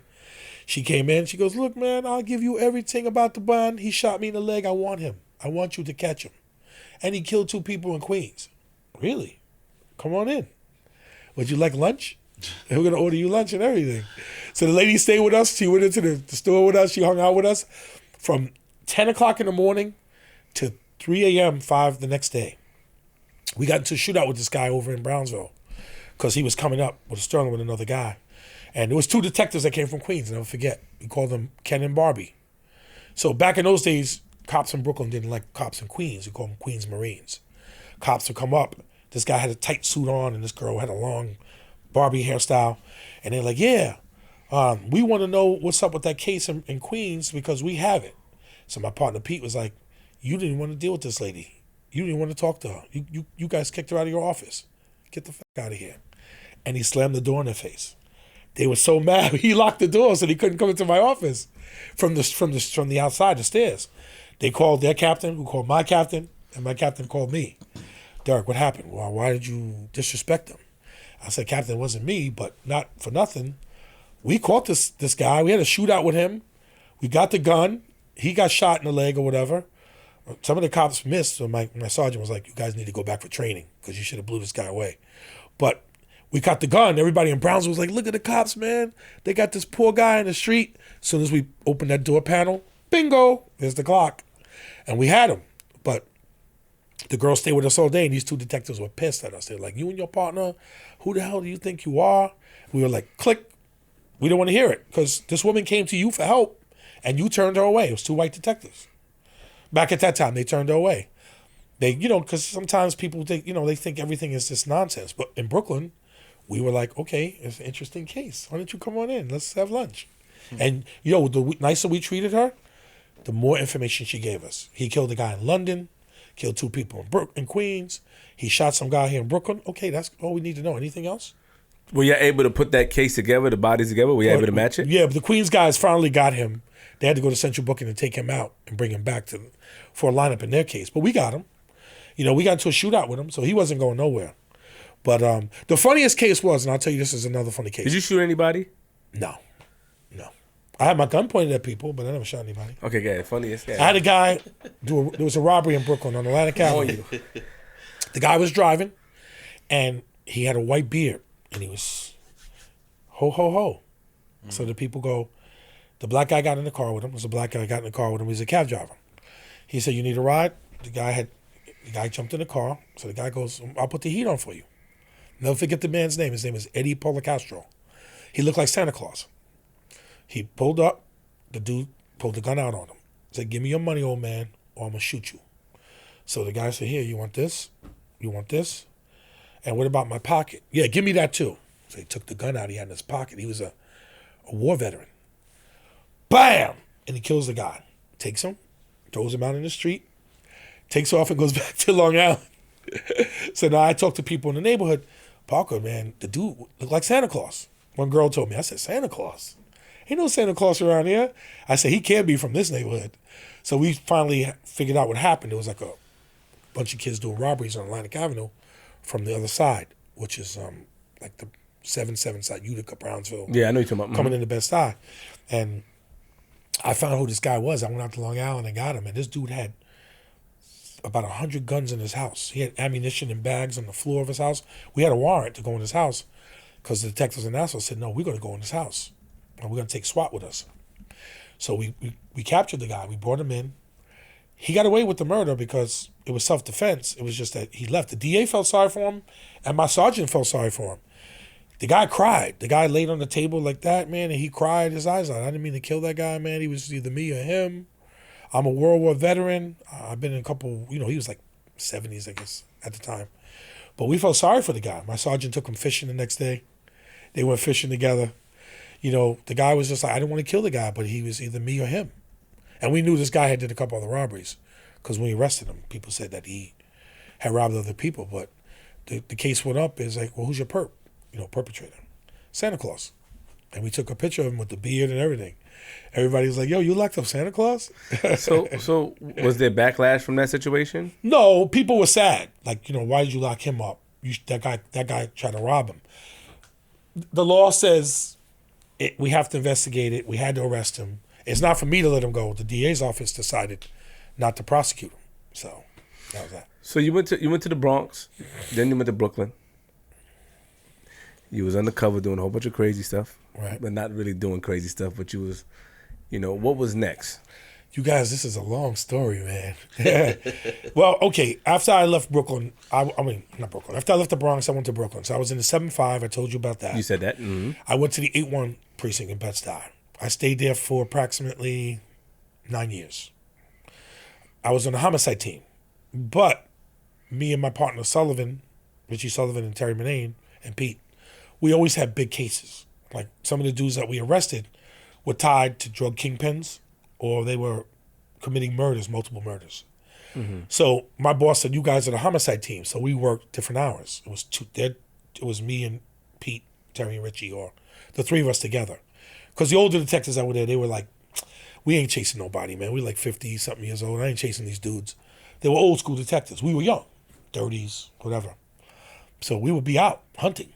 That was our job. We'd be in a blue Chevy with no hubcaps, and we'd be in East New York, because some of our bad guys would take us into East New York or into Brownsville or into Bed-Stuy. But we would latch on to the feds. So we got involved with ATF, especially Richie and me, ATF agents, or DEA. DEA never let go into Brooklyn. But FBI, and we would go out and we start hunting guys. Like we got this guy locked into like 4 murders, and he's into a drug conspiracy case, like this kid Glaze from East New York. He killed a lot of people. So Richie, my partner, went after him. My partner, that was his case. But Glaze got arrested. He was a bad dude back then. But we also had these cases, man, because they would just come back into the hood. Like they would come into Bed-Stuy where we were, or they would leave from Bed-Stuy into Brownsville or to East New York. So we would be on the homicide team. We would go out, and we go after some bad dudes. Like a lot of dudes knew us back then. We were fair, but they knew when we came around to get people. There was no joke. We were looking for this guy. We were looking for that guy. And it was the three of us. We ride in the car, and we roll up. Like, Terry was like, we call him General Zod, like Superman. Mm-hmm. And Richie was like the hunter. And I was the guy, the negotiator, like, to talk. So, because I was the only black dude that was in the car with them. It was the 2 white dudes and me. And when people saw us, they already know. If these dudes are here, they're not here for no bullshit. They're here for something big. Because we walk into Brevoort, Sumner houses, Pink houses, Linden houses. Brownsville, we used to be in Dumont. We go over there, we going after some bad dudes, So we did the homicide team for a while. Then, while I was there, the first case that came across my lap, the commissioner called me. He said, Derrick, do you remember about a case? I was going out to clubs a lot, hanging out. Mm-hmm. So he goes, you remember this case with the group guy? I said, yeah. Their bodyguard got killed in a club called the Continental, I think it was. It was in 51st and Lex back in the 90s. So the commissioner said, yeah, you knew about that case. I said, yeah. He was, the bodyguard, from what I remember, was a little too pushy, a little too physical with people. And he got into beef with somebody, and that's when they weren't searching people right. And they shot him in the club. It was Guy's bodyguard, the group guy. It was bad too, because back in those days, one of the cops in the precinct that I knew, he was tight with Teddy Riley and them, and he got involved in something. Now I don't know if you guys remember this. There was a shootout in Pittsburgh with New Edition and Guy backstage, and I think New Edition Guy, if I remember this right, because Eric B and I became friends later on. I'll tell you about that. But shout out to Uncle E. Yeah, they got into a shootout backstage, and I think the New Edition guy shot the group from Guy and killed him, and the Pittsburgh police were all over it. So he called me and he said, Derrick, I'm in trouble, man. I'm bodyguarding these dudes. I'm moonlighting, and these dudes want to mess me up with NYPD. I said, look, man, you better come back, because they didn't like you anyway. Because this guy, he used to drive an M3 to work. And everybody said, Derrick, how this dude driving an M3? He's just a cop in the precinct. He had an M3 BMW. Back then it was like a fancy car. It was like an 80, 90, whatever. But nobody, I drove like a regular Chevy or something. He had a BMW. But, he got caught up with something. And then, the commissioner said, you know a lot about this rap music stuff, man. You into this stuff. You know a lot of these cases. Because a lot of the guys in Bed-Stuy, Brooklyn, were attaching themselves to rap groups when rap groups started becoming big, like Big Daddy Kane, and, like Eric B back in the days, but not him so much, but the Brooklyn dudes, like Supreme Magnetic. Me and Supreme Magnetic know each other very well. Yeah. Supreme Magnetic is all right with me. We're cool with each other. He got a bumper sticker on his car now. I break for kids. But back in the days, he was the man. He was in running the streets. I heard. And he ate. So, you get to know all these guys. So, he said, Derrick, you know a lot about this rap stuff. So, what happened was that my lieutenant was a good guy. There was a new unit being formed called the Cold Case Squad. And he said, Derrick, you locked up a lot of people here. I'm taking only you with me. And I was like, me? Why didn't you take Jimmy and these other guys? He goes, that guy's good for parties and he's good for cooking, barbecues, but I want results. I want to go into this new unit and make a splash, because it's about old murders. So I went into the Cold Case Squad, man, and that was crazy, because we had carte blanche. We were traveling. As soon as I got in there, the chief of detectives pulled me to the side. He goes, Derrick, come here. Don't embarrass me. Because the police department was going to a fight. They were going to an organizational problem with the chief of department and the chief of detectives.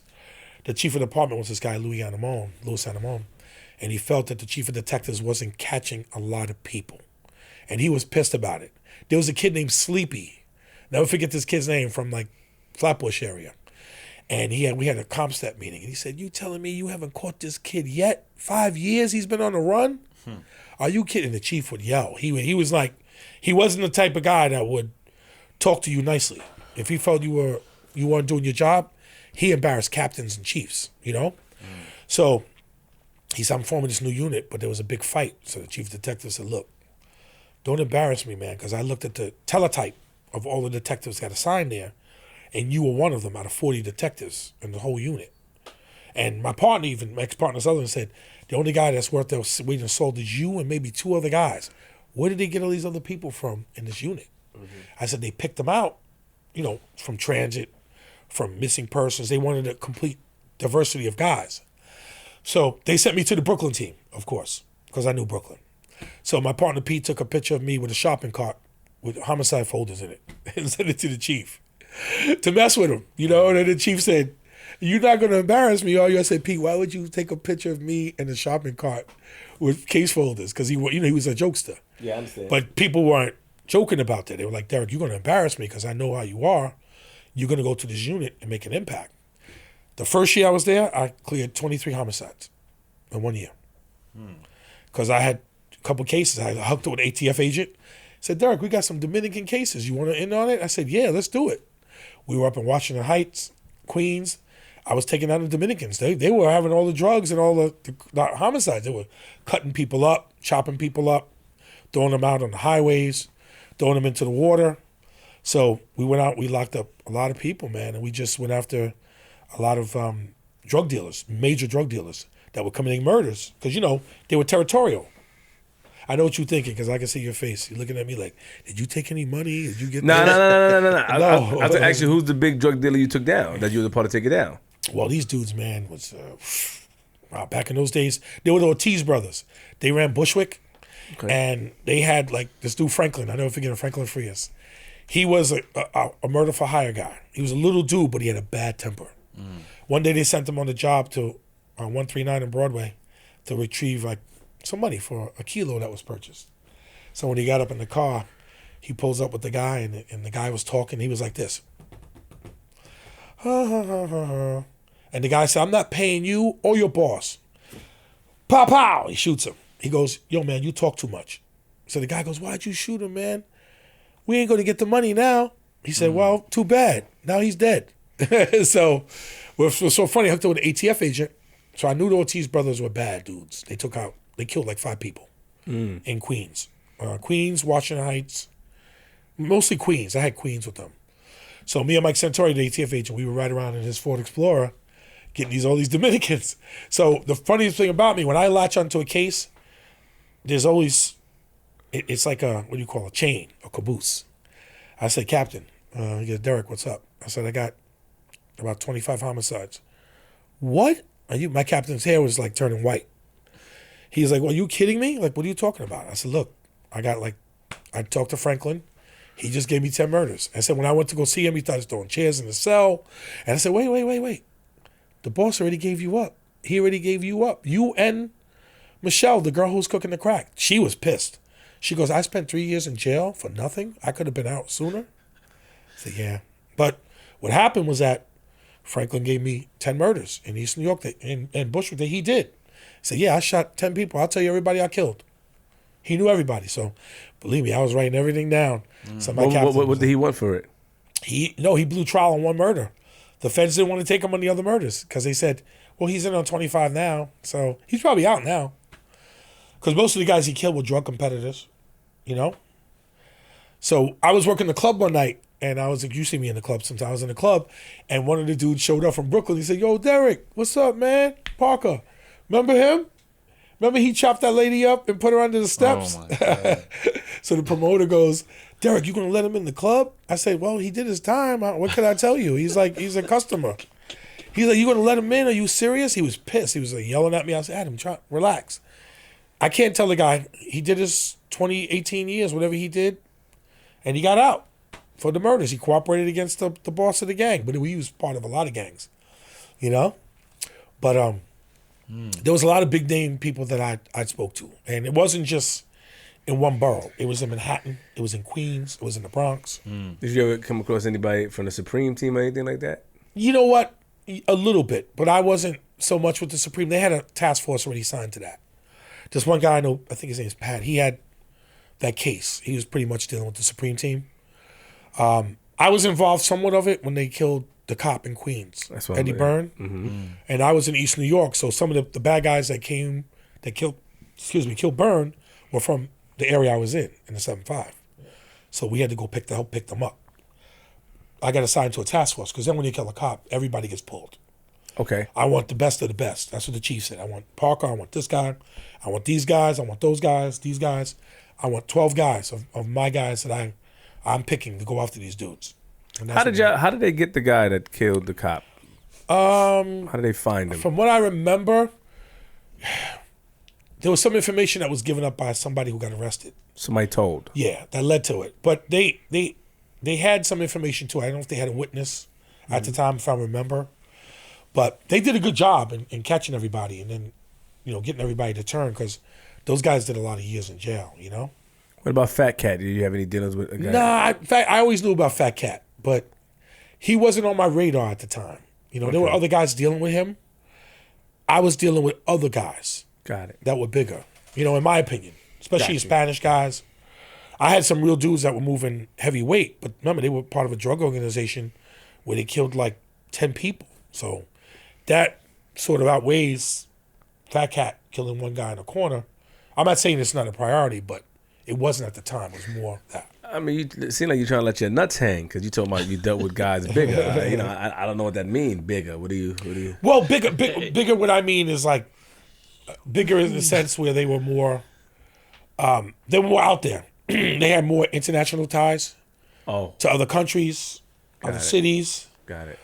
Things like that. So it was something. Who was the biggest drug dealer that you came across? The biggest drug dealer. And had a lot of power. Power. There was a guy named Cesar Gonzalez back in the days. He was big from East New York. Cesar Gonzalez. He was a bad dude at the time. Where he is now, I don't know. But what made him bad? He would threaten cops. I'm going to blow up your house, blow up your car, kill your wife. Really? He used to try to take cabs into the precinct. The cops would stop him, beat him, put him back in the cab. Tell the cab driver don't come back in, and then went to the precinct. What do you mean take cabs to the precinct? He would first drive his car. He had a Mercedes he would drive, a black Mercedes. Everybody knew his car. He would drive through. Cops would see him, pull him out of his car, beat him, lock him up. He'd drive through another day, take him out of his car, stop him, beat him, lock him up. So why the cops kept beating him? Because he was threatening cops. He was selling drugs, shooting people, committing, violent acts, and then he was threatening cops. So cops got tired of him, and they said, you come back to this precinct again, we're going to be waiting for you. And, he was bold at the time. He would come. But he hung out with a lot of big people. See, one thing about these guys, these drug dealers back in the days, they were hanging out with a lot of big people in the entertainment industry back then. They were all, because I was on to this dude, he said, and I said, oh, really? He rolls with that guy? He rolls with this guy? Names you don't want to say. No, I can't really say. I don't want to blow anybody out like that. But I'm just saying he rolled with some big entertainers that are very famous. In hip-hop, right? In hip-hop. Yeah, I can imagine. And he went around to a lot of places, and I said, this guy's got a lot of ties. But going back to where I said in the Cold Case Squad, when I had that murder with the guy's bodyguard, that sort of propelled me into this Cold Case Squad. And then when I got in Cold Case, I could do whatever I wanted. I was in the Brooklyn team, but I was clearing homicides, but then I had special projects. So my boss said, look, I want Derrick back for special projects because this way he can go into all the boroughs and take what cases he wanted. But remember, the only bad thing about police is that we had to fight with a lot of them to get cases. Some guys would try to hold it because they don't want to be embarrassed. Like, let's say I go into a precinct and this person got killed. Hey, where's the case folder? I don't know. I can't find it. And they would hide it from you. So you couldn't get it because you could embarrass them. Because, look, it took 10 years on a case to solve it, and you're going to solve it just like that? Well, I got an informant who I just turned on a bunch of murders, and he just told me that he killed this guy too. I want to get the case folder, look it over, match up what he says, and close that case out. A lot of people want closure. There are a lot of family members that got killed, But first of all, give him a round of applause for diverting from the Cesar Gonzalez joint. You're pretty good, but you ain't better than me. You're pretty good, but you ain't better. You did the biggest diversion in the world. Let's go back this way because you didn't want to mention people, and I respect that. I can respect that. You're a cop. And where you was, and but some honor to you because I was about to get you, but you played it well. You went back like that. I'm just letting you know I peep everything, Derrick. Yeah. I peep. Yeah. He's in the culture right there. He crossed over. You talking about the guy that went to the precinct? I just googled this guy. Actually, he was a drug dealer out there in 1994. They got I just googled him. So I'm telling you about real people. Yeah, you are, but. I saw what you just did. I'm on some names I got to protect the innocent. I respect this. So the cold case, you solved a lot of murders in the cold case. Yes. So then, what's the transition to what's next? Okay, the chief got me because here's we get into the nitty gritty. Mm-hmm. Tupac and Biggie. When Tupac got killed first, I had told my section boss, who was Inspector Amundsen, I said, look, this is a problem. And he's like, Derrick, they don't kill people in rock and roll. This is not your job. Stay out of it. You're doing cold case murders. This happened in the West Coast. I said, Inspector, this is going to come back to us. This is a war about to start. I was monitoring it from the start because I already talked to some people I knew, people that were telling me things, informants. I already knew it was up. So I said, okay. I remember Angie Martinez crying on Hot 97 when Tupac got killed. Because I was home. I was listening to her. And I felt sad, that this had to happen like that. But I knew it was on Las Vegas. It wasn't in my jurisdiction. But, so what happens, I had called to Vegas and spoke with them and told them about the case, but the Vegas detectives didn't really know much at the time. And they didn't trust the police. Not me, so to say, but they didn't want to trust LAPD. Not LAPD, I think Inglewood PD. Let's put it that way. Or possibly guys in the LA Police Department, LAPD. So, Tupac gets killed. It's a big case. I went out to Vegas the next year. There was a fight with Mike Selden, I think, and Mike Tyson at the MGM. So they wanted me to come down. Some people knew who I was. They were like, Derrick, let me try to remember this clearly now. I'm trying to think if this was after Biggie or before Biggie. I think it was after Tupac. I went down to Vegas and we had a team set up. It was Washington, D.C. detectives, me for NYPD, I had Oakland ATF, LAPD, Detroit Homicide, New Jersey guy, one or two New Jersey guys, I think, and somebody else, so FBI guys. So we were all in like a team. And it was exciting because, the fight was going on. And then I saw Lieutenant Fancy from NYPD Blue talking to him, joking around. But they stopped Steven Seagal at the gate. Say, Parker, get over here, man. We got a problem. Because I was like one of the team leaders. So I go over and they have Steven Seagal pinned up and they're giving him a hard way to go. He had his Indian coat on and he was standing there and he's like, yo, where you from? And everybody started announcing what areas they expertise and where they work. Who are you? I said, I'm NYPD. Let me talk to you on the side. You know Ralphie Cefarello? I said, yeah, I know Ralphie. He goes, Ralphie's my guy. He goes, Parker, what's going on here? I only deal with you guys at NYPD. I don't trust these guys. And this guy from Oakland ATF, I don't like him because he wanted Steven Seagal a gun and he wanted to lock him up. So I was like, listen, we're not down there for this. You heard what happened with Tupac, right? Yeah, we're down here on another case. So we're looking for some people that might show up and we're out here hunting for them. If they come through the gates, we got guys everywhere. So he's like, well, this got nothing to do with me. I said, no, it doesn't. So apparently what happened was that I talked to the guys, we let Seagal go because he had an LAPD cop with him. Let him go. Saved him. Yeah, we saved him. Let him go. Because we're not here for him, So we locked up 2 guys in a hotel from Washington, D.C. that committed a double murder. We got them. We had another guy from Detroit come through with a gun. We got him. And then it was a good night because nobody got hurt. Nobody got injured. There was no unrest. And we got some of the people.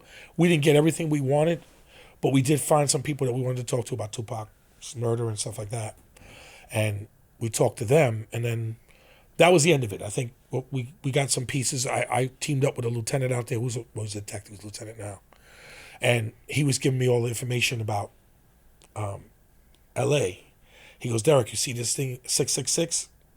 That's the mob ties with the blood. That's a blood phone right there. Because it was a pay phone with 666 on it. It was a blood phone. And then I became friends with him in Vegas, so we were always sharing stuff like what happened in the case. And then I had a friend in LAPD who was sharing things with me about LA. He was about the studio time where all the rappers go. He was in the Tarzana area. And this guy was scared to death. He didn't want to even be mentioned in anything. He was giving me pictures of Suge and Biggie, Puffy. Suge was really against Puffy at the time. He had a lot of things that were out there about him. They were always this rift that was going on between, Bad Boy and Death Row. Yeah. So I came back to New York, and of course the bosses were like, Derrick, what's going on with all this? I gave him a briefing of what's going on, and things were calm. Then Biggie gets killed. I said to my inspector, this is a problem.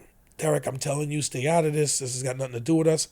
I go, I'm telling you right now, this is coming back to New York. So the commissioner, I think Eddie Norris said, I need Derrick down here. We got a problem.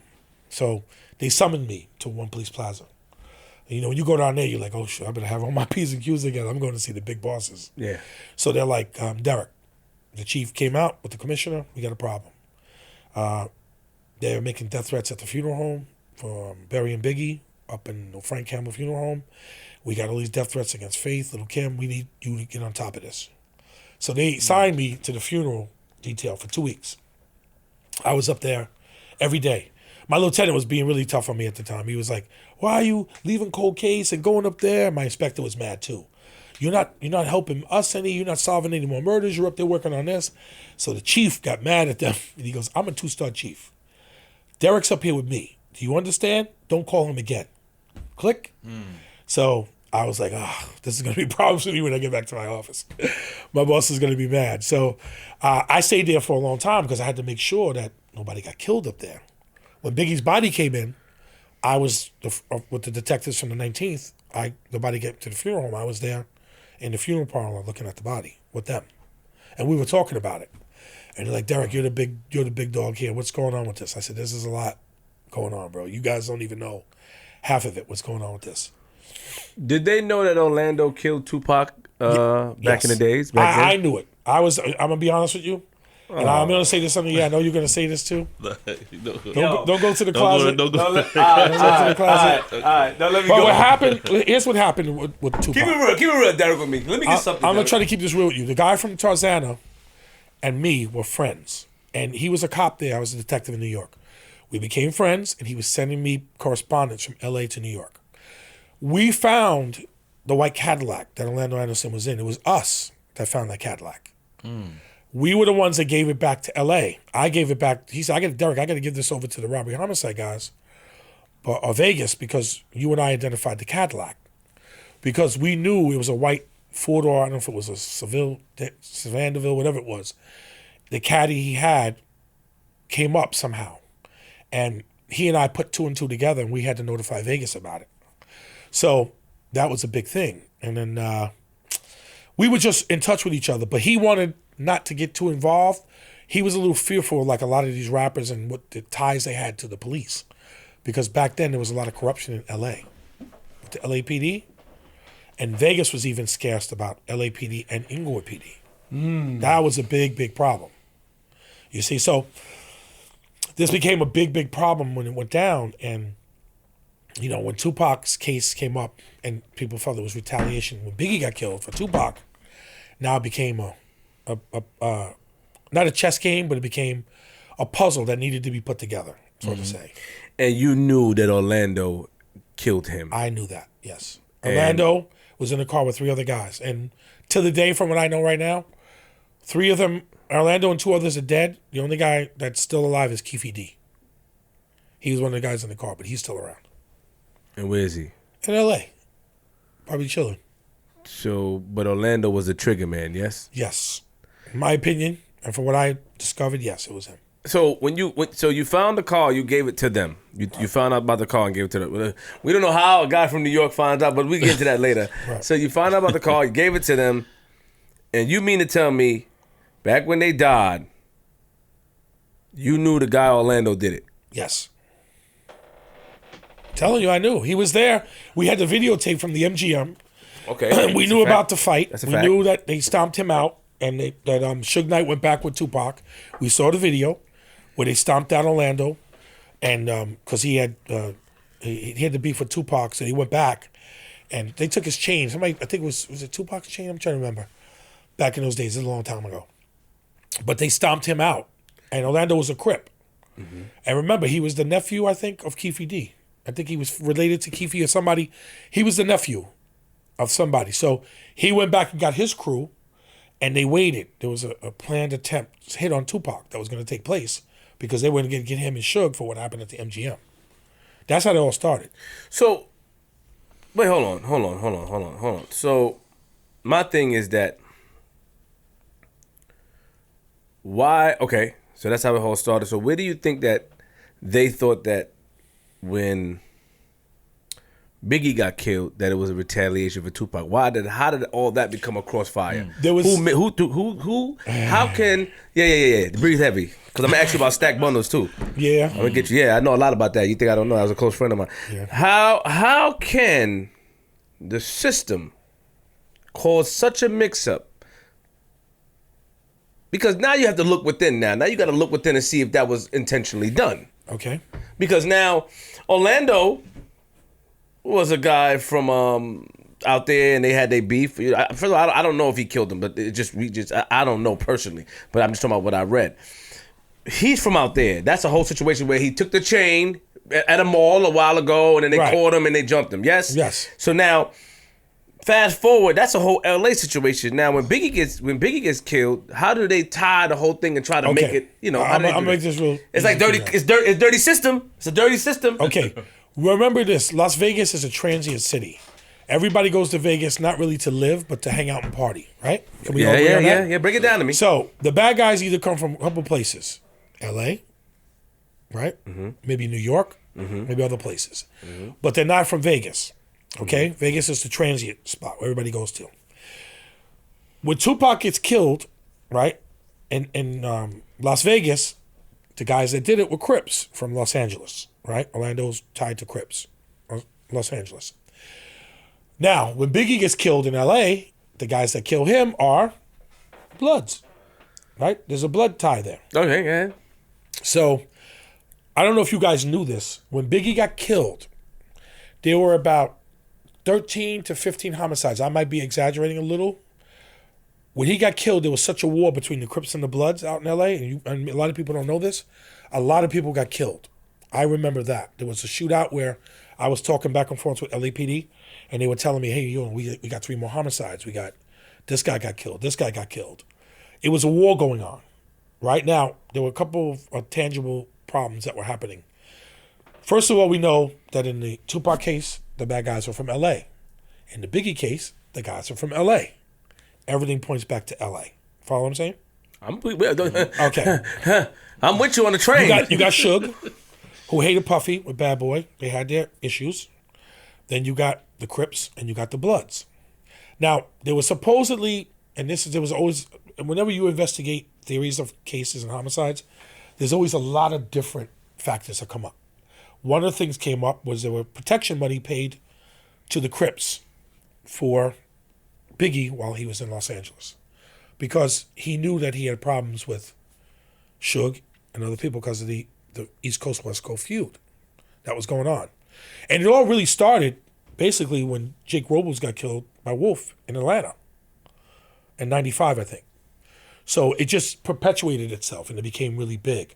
A lot of rappers could not go to different cities without paying homage to other guys. And, I don't think you guys probably know this. You can't walk into a city and be with your crew promoting concerts and things like that without having somebody from that city on your side. Because you need protection. You need people to look out for you while you're in that city. Because think about it. You go to LA and you're a big rapper, you don't want to tell everybody what you're doing because people are going to get at you. They don't like you. I don't like that dude, man. And, I'm going to get at him. His music, his lyrics, where he's from, who he's rolling with. Pop Smoke is a perfect example of that. But going back to... slow down. Don't Pop Smoke so going back to the case, everybody was from L.A. So there was this was an L.A. problem. It wasn't a New York problem. Well, it was a New York problem. Somewhat, because there was protection money supposedly that came up in the case that was being paid for the Crips to provide protection with Biggie and them. There was somebody reneged on the payment. That money was supposed to be paid. It didn't get paid, and that was a problem while the Crips had a problem. Now they weren't going to protect Biggie anymore, and things were going to happen. Now, the blood faction of it was Suge. Suge believed that when the case went down in Vegas with Orlando, that the Crips that were involved were set or were tied to possibly this connection that might have got involved in the shooting of Tupac. So there were a lot of different theories going on back then with a lot of different things. Like, you have to rule out everything that goes on. Okay, well, there's this the real story or is this BS? Now, there was a guy here in New York, well, he's deceased now, but he did have ties to L.A. He was big time. And I won't mention his name right now. Why not? He passed away. No, I don't want to bring it out because it'll open up some wounds with people. But anyway, I'll just say Where's he from? Harlem. So, What year he passed? I ain't going to say. You trying to get it out of me. I'm not going to say. Come on, man. Let me just tell you the story. What's they start with? I can't tell you that. Damn. You don't know it. Good. That's good. But anyway, the guy had ties. How did he get ties? Because again, I was on the phone with LAPD. I had all his cars, where he lived in LA, where he traveled, everything on his pictures, everything. So when I had all his information, he was when the homicide occurred at Biggie, it went to 2 black detectives from the Wilshire division. The only problem with them, they were nice guys, but they didn't know anything about hip hop. When they came to New York, I had to take them around to interview Little C's, Little Kim, Big D, all of them. Because they didn't know anybody, you know? They were really nice guys, but the problem I had too, there was a detective here in New York that went out and he was following Biggie before he got killed. And me and this guy, I never cared for him. He was always like this conceited type guy, you know, major case guy that knew what he knew and I don't need your help. I'm doing this on my own. But he was out there and then the detectives out there felt, Derrick, how can we trust you? You had a dude from New York come here. He wasn't sharing information with us. So why would you share information with us? I was the one, again, who put the 6-pack together. 6-pack is a photo array of people possibly involved in this case when Biggie got killed. Because I worked with the detectives to try to get them pictures and everything of what they needed from here. So back then, the case went from them to robbery homicide, which is their big elite unit. So Detective Pools passed away and Miller. They had the case, but those guys weren't go-getters. Like, I was a little annoyed with them because I had held this guy out here, this big-time dude. I had the FBI pick him up and follow him from Jersey. So when I brought him in, I was in the Southern District, and that was my office in Manhattan. And he's like, yo, man, this ain't no police station. I said, nah, man. And then, listen, when his lawyer called, the U.S. attorney said, Derrick, you know who his attorney is? This guy, Breitbart, he only represents big-time people. What do you have here? I said, well, I got a kingpin, or a guy who's big. So I had talked to this guy, and, you know, he didn't snitch. I'll get that straight with you right now. He didn't snitch on anybody. He wanted to talk to me, but he says, Parker, I can't, man. He goes, you know so much about me. I knew his girls, or the barbershops, beauty salons he owned, who he was tied to. Remember, I do my homework. So I let the girls come in and get his money, his jewelry. I said, look, I got to take him in for an old warrant. But you could take his jewelry and his money because the girls were happy to see him. You know, he was taking care of them. What was the lawyer name? Breitbart. Who? Breitback or Breitbart, something like that. Bright? Like Breitbart, something like that. You're saying it too fast. Like Bright, Bart. Okay. Bark. Bart, B-A-R-T. Okay. But anyway, the lawyer was a big time dude. He's trying to figure this out. So anyway, the guy, he wouldn't snitch. He wouldn't talk. And he said, look, I can't, man. I just can't. Derrick, I'm in too big with a lot of people, man. And he was. He had connections here in New York and in L.A. and everywhere in Atlanta. He was a well-known dude. So, but I respected him. I treated him like a gentleman. He said, you were the nicest dude I ever met, man. You treated me like a gentleman. You let my girls come in. He had some beautiful girls. Most dudes have nice-looking girls anyway that are up his stature, you know? And they would come pick up the jewelry and the money and everything else. And I let him give him a kiss goodbye. And I said, he'll be out in a day or two, whatever. Because I didn't need him. But when I got him picked up, he was just like, yo, man, I can't believe you had the FBI come and get me. He goes, I know the helicopter you rode in. He's like, yo, how did you know so much about me? You know, I said, I know you drive this truck. You know, I knew everything about him. So he was very surprised. But you know what? We became not friends, but we became respectful of each other. Right. You know, he had the streets. I had the law behind me, law enforcement. But we became, you know, cool with each other on that level. Like, one day I went up to Harlem to see him, and I remember some dudes came into the front door and like, yo, who you here to see, son? And they all like surrounded me. And I said, tell your boss it's me. And he came out and said, no, let him in. You know? And I saw him. But he wouldn't snitch. He said, D, I'm from the streets. I can't do that, bro. I don't snitch. And he didn't. So Mr. Bart, he represented like John Gotti and them, the mob, yeah? Big guys. Yeah, Nicky Barnes. Yeah, Nicky was big back in those days. Yeah, he represented somebody else too, huh? He represented a lot of people. But the big drug dealer from Harlem that we're talking about, he represented him as well, yes? He represented a lot of people. Oh, look at nervous. Look at nervous. The big guy he represented, yes? He represented a lot of people. Oh, I'm pretty sure he did. I found him. He's been doing law for 40 years, over 40 years. He was paid very well for his services, the lawyer. You know, listen, when you get a lawyer like that, you pay him money. So, but anyway, to move right along, let's move on to more important stuff. Okay. So after that, it was like I said, the Greg Kading later on he came involved in the case, but the case passed to Fred Miller after the two black detectives, Jackson and Edwards. That was their name. They were really nice guys, and then Fred Miller and Poole had it. Then it went to my friend Stevie Katz. Okay. Stevie came here, but Stevie got caught up in this big thing with holding information. I don't know what happened. And then Mrs. Wallace sued LAPD and got $1 million or something. There was a whole big mix-up with that, a whole big hang-up. I don't think, from what I know about Steve, I don't think it was intentionally done. I think it was a lot of politics involved back then because remember, you had dirty cops involved. Russell Poole, and I'm going back to Tupac and Biggie again. Russell Poole was on this crusade to get these cops. There was a cop, I don't know if you know, who got shot. They killed a cop who was bodyguarding Suge Knight in L.A. Okay. Then after that, because you all saw this on TV anyway, then after that, there was 2 other cops that were doing bank robberies with Suge, and they were involved. All right? There were 2 other cops. So Poole was on this crusade that he was out to get these corrupt cops. And the mayor's daughter was involved with these hip-hop. Everybody got involved in hip-hop. Whether you were a celebrity, a lawyer, a mayor, a kid, hip-hop was taking over the world back then.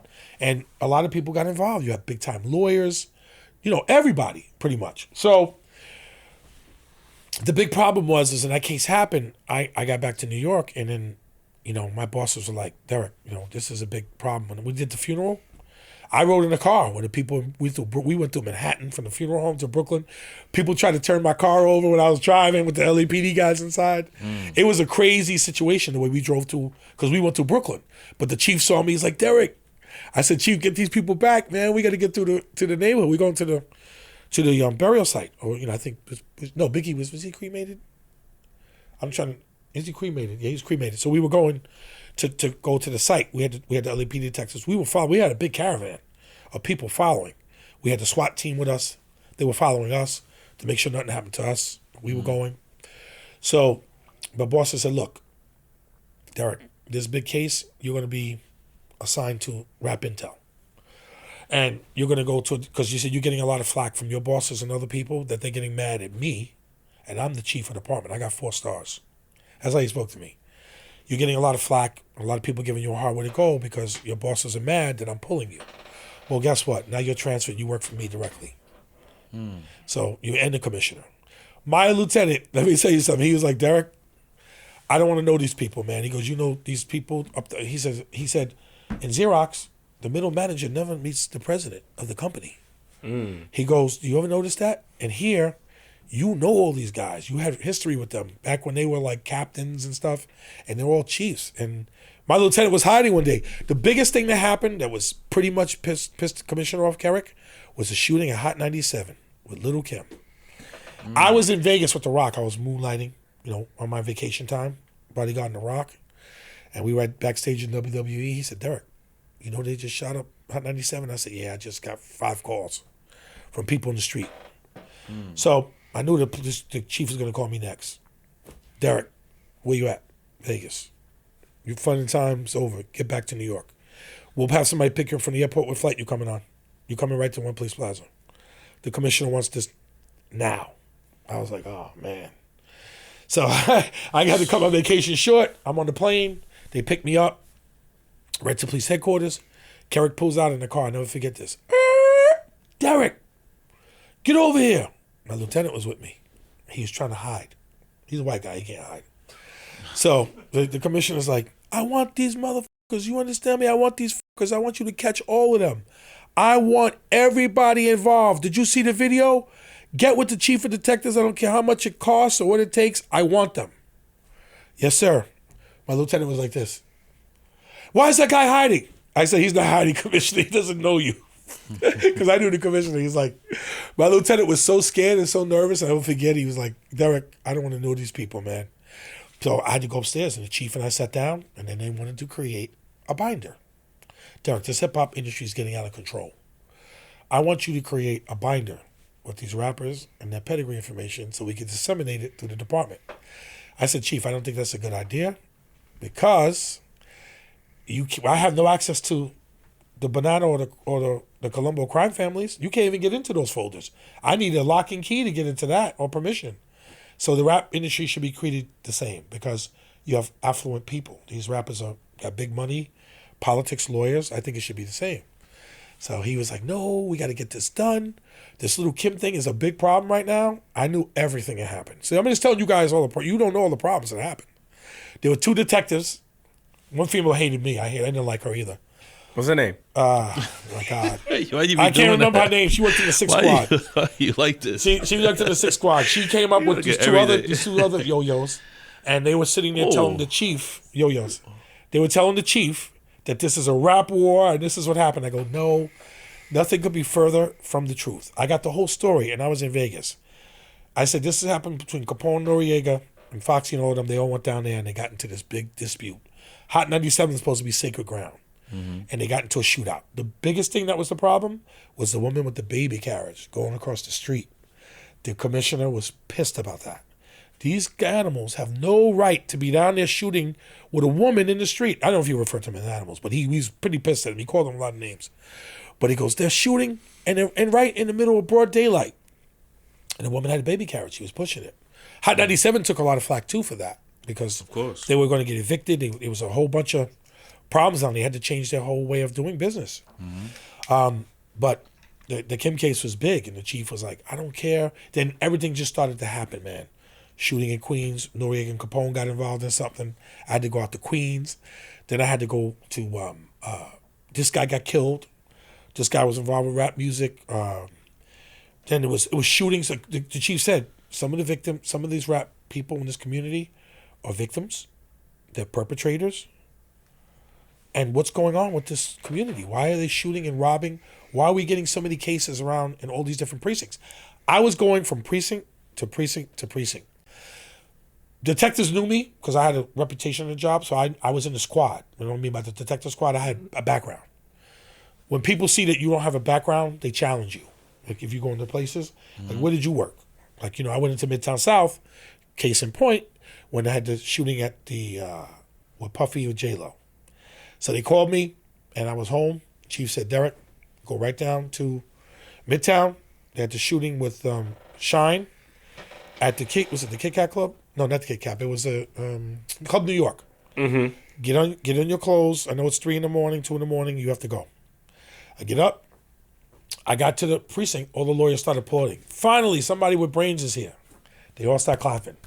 So I said, Chief looked at me. Derrick, I'm the duty chief. He goes, you're in charge. I go, Chief, you're a chief. I'm just a detective. He goes, no, you're in charge. They already told me that you're running the show. I go, well, they have lawyers, so they're not going to be able to talk to anybody. Where's J-Lo?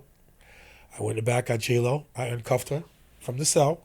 Cop came and yelled, "Ooh, what are you doing?" I said, this is out of your pay grade. Go back. Go back to where you were. This is not your problem anymore. I don't want to be rude to the guy, but I said, look, stop yelling. You can't get involved in this. So I took J-Lo upstairs. I put her in the room. Puffy and I already had a relationship. We knew each other from a lot of different things. Like what? Well, other shootings, other things that happened. So Puffy knew me. And Puff's like, Derrick, man, this is crazy. I didn't do nothing. This is, And I said, Puff, just be cool because the detectives here are a little pissed. Everybody's coming in from home. It's 3 a.m. They got to get out of their beds. And the DA was really on top of Puffy. He wanted Puffy bad. This guy, Bogdanis. Matthew Bogdanis. Never forget his name. Let me say this real quick. So, first and foremost, you're real good, but you're not better than me. And I'll tell you why. So what happened at Hot Night, before we get to Puffy, what happened at Hot 97 in the shooting with Little Kim? It was a battle. The thing in Hot 97 was a battle of lyrics. It was Boxy saying something, Kim saying something. They were they were going at each other. It was back in those days. Shout out to both of those wonderful ladies. But everybody had their own different crews that rolled with them, and they happened to see each other. And once they saw each other, that's when all the fireworks started. Got it. Okay. So now you know what happened. Nobody got arrested from that situation. Yes, they did. The shootout. The dude, I think there was a guy who got shot. Then we got the guy who shot him. And there was a female, okay, going back to that female, she didn't like me. She thought that I was on the side of the rappers. I'm too close to them. She was trying to make problems for me in the department. This guy's too close to the rappers. He knows too much about them. Who is this guy? So I had to check her. I said, look, I said, how many homicides have you solved? One in your whole career? I said, get away from me. I said, you don't even know. I said, this is way above your grade, your pay grade. Me, she didn't like me. I didn't like her. So what happened was Little C's got arrested somewhere else. And I saw Little C's. He was a gun thing with Little C's. It was something, they wanted to pick them up down in Brooklyn. I'm trying to remember the case. They were about to get on a plane to go somewhere. And the lieutenant had called me. He said, Derrick, we just picked up Kim and them. We got to bring them back for... There was something, a shooting that happened downtown Brooklyn where Big D, C's and them, they were, I can't think of the other dudes, Gutter. It's all right, yeah. It was a big case. Anyway. Yeah, we're not ratting. No, we're not ratting. But, there was a case with them, and they wanted me to come back, and they were about to go on the airport. So they picked them up from the airport and brought them back to the precinct. So here comes that female detective. She didn't like me. So first thing C says, like, I ain't talking to nobody. Parker, what's up? Come over here. Let me talk to you. So right away, she's like, oh, look, see, this is what I tell you about this guy. He's too close with them. So I said, this woman's out of her mind. And so the lieutenant, remember, the detectives know me. Derrick, we don't like this woman. We don't even want her here. Why is she here? I said, well, she's got the case that happened from Hot 97, so she wants to talk to some people to try to get closure on her case. I said if she was smart enough, she would work with everybody and stop pissing everybody off, that turning everybody off not to work with her. Because, in the police department, we have that. We have that sometimes with people. Everybody doesn't like each other. Everybody wants to be famous. When I got into my unit, everybody, how'd you get into that unit? How did I get there? Who do I have to blow? That's what some girls told me. Who do I have to know? I mean, I'm sorry to say that in the air, but this is what people said. You can say who's your blow. What? Yeah. Right? And I said, look, it's not about that. It took me years to build up stuff. Derrick, I know what you keep saying. Right? Derrick, come on, what's that happen? Who they had to suck? No, I was asked to go. I was asked. Yeah, but I mean, obviously you're a straight man. I'm just talking about the ladies. There was some cops. I don't know. I don't remember those girls. There's some female cops. Listen, everybody thought it was a great unit to be in. Listen, think of Big D. The problem I had, man, was the problem I had with the department. The perception was this guy has a lot of power. That was the stuff I got from higher ups on the job. There were a lot of chiefs that liked me, but there was always one that's like, why is this guy always in the middle of stuff? Is he so close? There was always this question about, will I step on the other side? And that did come up when I was at a college seminar with this one chief. He came up and told this professor that, and the professor got mad at him. He said, what are you trying to imply? Because he knows these people that he's got to be crooked or he's got to be dirty or something? He took offense to it. He was a Greek guy. He took offense to this chief saying that. But they always thought that you were going on the other side if you were tied to this rap crew, because money, power, women. How much money is this guy going to make? You know what I'm saying? That wasn't me. I wasn't that type of guy. Because remember, you brought up earlier, how many people did I beat? I wasn't that type of guy. And I respect that. I just wasn't that type of guy. That wasn't me. Played it by the book. How did you and a lady rectify? Did you ever rectify? You and this lady? No, between me and you, she had an illness, but I didn't want to go at her with it. Because once I found out from some of our colleagues, I was like, nah, I'm not going to mess with this girl no more. Oh, okay, she had the illness. Yeah, she had the illness. I left it alone. But she did what she caused damage to herself, because a lot of people didn't like her. And she did that, especially when the rappers hated her. She would show up in places with her partner. I demand you talk to me right now. And they would be like, you can't do that to black folks. You ain't going to roll up at a club and meet people outside a club and tell them they got to talk to you. And my partner Glenn was my business partner now. He said, Derrick, can you believe these fucking people came up here and did this? I go, yes, I do. I said, she's out of control, but she's trying to get things done, and she can't. But she felt I was a roadblock to her getting results. So, see, I had it from both sides. You got the rappers, and you got the police. So you're caught in the middle of everything. Puffy is an official guy, believe it or not. I know. And a lot of people try to have this perception of him that he's not. But Puffy's official. Puffy's official. What you looking that way for? Now look at me. Look at me. Don't turn your head. Puffy's official guy. Okay, I'm going to say something to you. I want to put this on the air, make this clear. I have respect for Puffy. I know there were things in the past that came up about him that he was involved with. However, as I said to a lot of people, I understand why he had to roll the way he had to roll. Because back then, Puffy was big. And again, it goes back to what I said earlier. A lot of these rappers can't just go to cities and just go in and I'm taking over. I'm the biggest thing going. It's not going to go down like that. There were so many things that came up that I said, look, I do understand why he took the route he took. And today, if you notice, you don't see Puffy involved in too much stuff. He's very quiet. That's cool, but he was an official guy. He's official. He's official. People try to, I don't know, this perception of this image, but if you know Puffy or know about, he's respected as far as even in the streets to a certain aspect. He's official. He's official. He is. No, he is official. Yes, I want you, and I want just like Jay-Z. Yeah, but we ain't talking about Jay-Z. We talking about Puffy. Shout out to Jay-Z. Of course, we know he's official. Jay-Z persona would make you assume that he's official. But with Puffy, with the dancing and all that, people would think that he's a joke, but he's really not. No, he's not a joke. It's not nothing to play with in real life. No, he isn't. Yeah, I just want to make sure that we're on the same page with that. No, we are. What made you say that, though? What made you say about Puffy? People... No, I know. You know what I'm saying? People have this vision of him. You're not telling me. I know everything about Puff. I can tell. but we're sharing a moment. We're bonding. And Puff knows me personally. So yeah, I'm pretty sure. But we're bonding. He knows me well. Where like he was connected with a lot. A lot of people will go to bat for him in the street and regularly because he's official. But people, the naked eye, would not assume that because of how he projects himself to the. But I think everything is strategic with him. Very smart guy. Yes. And we can't take that from him. Yes. So, I'm going to get you again. You unlocked J-Lo. You told the guy about his pay grade. And then how did that night end? Oh, the guy, yeah. Well, it ended. The way it ended was J-Lo didn't really speak too much. She had an attorney, so she has attorney-client privilege, so she's not going to talk to anybody. So she talked to me a little bit. I mean, nothing about the case, but, I know her mother was upset, and, her lawyer got her out. I never seen so much press in my life. I mean, it was like 300 cameras and reporters outside the station house when we walked out with them. I was like, this is crazy. Puffy wasn't going anywhere at the time, but J-Lo did. And people were trying to go after Puff. They wanted to get him. The DA definitely wanted him bad. He wanted Puff, I'm telling you. And it got so bad in the case where I had to go down and sit in the trial and watch the trial. Chief said, I want you on there. I want you to let me know if there's any community unrest. If he gets convicted, are people going to go take to the streets? What's going to happen? So I was upstairs reporting back to the commissioner and everybody else. Nah, things are going this way. And then he got acquitted. That was it. He got acquitted. What were they accusing him of? Of shooting? Shooting. The dude is dead now, so I could probably, let me see if I can remember his name. Scar. Scar's from Brooklyn. And I think Scar got killed. So he had a beef with Puff back then.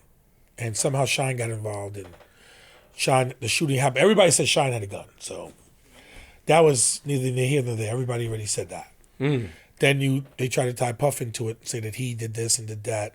There was just a lot of inconsistencies that weren't really there that Puff did that. When Shine was upset, can you see why that he was upset? Yes, he got thrown under the bus. Okay. And he felt that they turned him in. Who was they? I'm sorry. Well, people that were there at the night of the shooting. They were on his team. Do you think that Shine was the shooter? I think that Shine was involved, yes. Too many people pointed him out. If it was one person, or I'm unclear. With Puff, it was a little unclear. It was just yes, no. But yeah, exactly. And it wasn't two guns there. It was one. No. So they thought that Puff and Shine held the gun together? I mean, back in that time, no. It was the biggest thing was that there was a gun, but who used it? Yeah, exactly. And the girl said one girl said it was Puff, but she got hit with glass. And I don't know. It was just the way it went down. Shine was more culpable than anybody. And was Puff culpable at the time? I don't know. I don't. From what we gathered, the information we had, no. Some people would argue against me and say, no, he's guilty. Let's leave Puff out of this. But I'm Puff's official, so I'm not going to even go there. Yeah. I mean, Scar, he passed away when?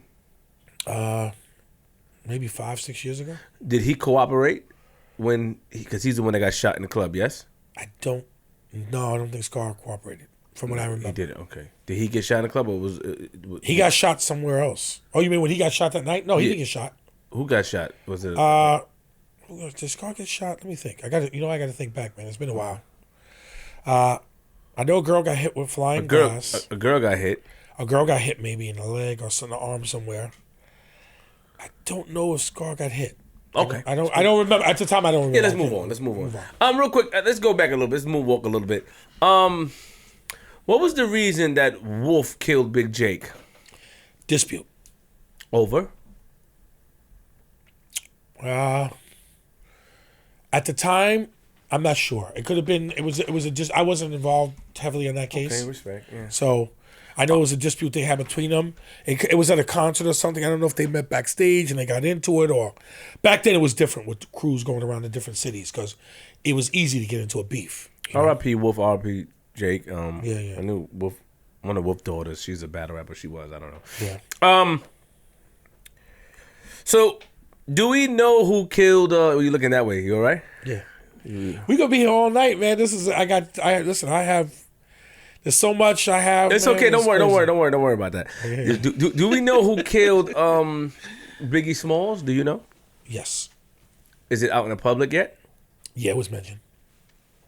What was mentioned about it? Well, Greg Kading mentioned it in his book. Who? Greg Kading, the LAPD detective that came back and investigated the case. He did a good job, by the way. He went out and got How do you know information. that's true, that person killed Biggie? Because I had a lot of information and I was pretty much on top of that case back then. Did we find any gun fragments? Did we find any fingerprints on the weapon that killed Biggie? Did we even find the weapon? Or is it still hearsay? No, it's more hearsay than anything. Oh. It is more hearsay. You know, Derrick, we don't go by hearsay. No, Derrick, no. not a guy that saw But what cold cases. What Greg pulled out of his book too, that he did speak to several people, and they corroborated what he uncovered. Because a lot of people, what I noticed though, when people kill somebody famous, they go back to the neighborhood and they brag about it. In the old days, not sometimes now, but not like it used to be. Okay, but back in those days, people get given up because people get reward money, and you have people from the hood. That, I know that guy. So why do you think the guy killed Biggie? Why did he kill Biggie? Yeah, that was a hit. It was a hit. It was planned. From Suge. You still don't believe that Suge was involved? You still don't believe that? That's what everybody's saying over these years, but. Well, I mean, you tell me what your take on it is and what you think. Don't ask me no questions like that. I'm not an officer. I don't know. That's very good. You good. From what I've learned, and what I've uncovered, but. It was. Listen, is Suge a person of interest, as they say? Yes, definitely. So why, if that's the case, okay, go ahead. But Suge's incarcerated right now on another manslaughter case. Yes. And Suge's from the streets. He's not going to really talk right now. Yes. You know what I'm saying? There's ways of getting information and doing things, but right now, with Suge right now, Suge lost a lot by being arrested too, because a lot of people have, there was a lot of fear of him back in the days. But now there's a lot of people that don't fear him, and there's other guys that have come up that are probably bigger than he is right now. You mean guys that attacked him and knocked him out? That happened, but I'm saying not only that, but I'm just saying guys from the street, a time comes up where younger dudes come up and they come up the food chain and they're better than what you were back when your days were. And then, they look at you as an OG, but they know you don't have that kind of juice anymore, that kind of power. But what I'm saying is that, so, still hearsay. Right. Suge put a hit out on Biggie because of his riff with Puffy, yes? That was one of the... Because we knew that we can't really... The situation with Orlando and them was a completely different situation. It was, but there were other tangibles to that case, which I really can't get into right now. But why you can't get into it? I'm sorry. Because it's a lot to go through, man. It's a lot to... Respect. It's a lot to talk, and it's a lot. You're not a snitch. It's not being a snitch. It's just a lot to do with a lot of these cases, and you gotta remember this. Right now, I'm sitting next to you guys. I probably have 100 cases in my head that I've gone through with this hip hop community. Yeah. The bigger ones like we're talking about with Biggie and Tupac and Jam. So what? Yeah, we're gonna talk. Don't rush greatness. I'm trying to figure something out though. You know, we have all these stories, right? And hearsay, and you know, you got the answers. So why are we not putting it together? Why? What You know is what it is? I'll tell you why. Because you want the case to come out, but you want it to be like the way Jay's was handled. You want it to be handled that way. That case is a lot difficult. The Biggie and Tupac cases are a lot difficult than Jam-Master Jay's case. Okay. Because they're different scenarios, different things that happened. So that case is hard. You have to. It's still a pending and still an open investigation. Homicides never go away. They last forever. So to put that case together, it's a lot to do. There's a reason that some lawyers, some DAs won't prosecute it because it goes in so many different directions, and you have to clear it out.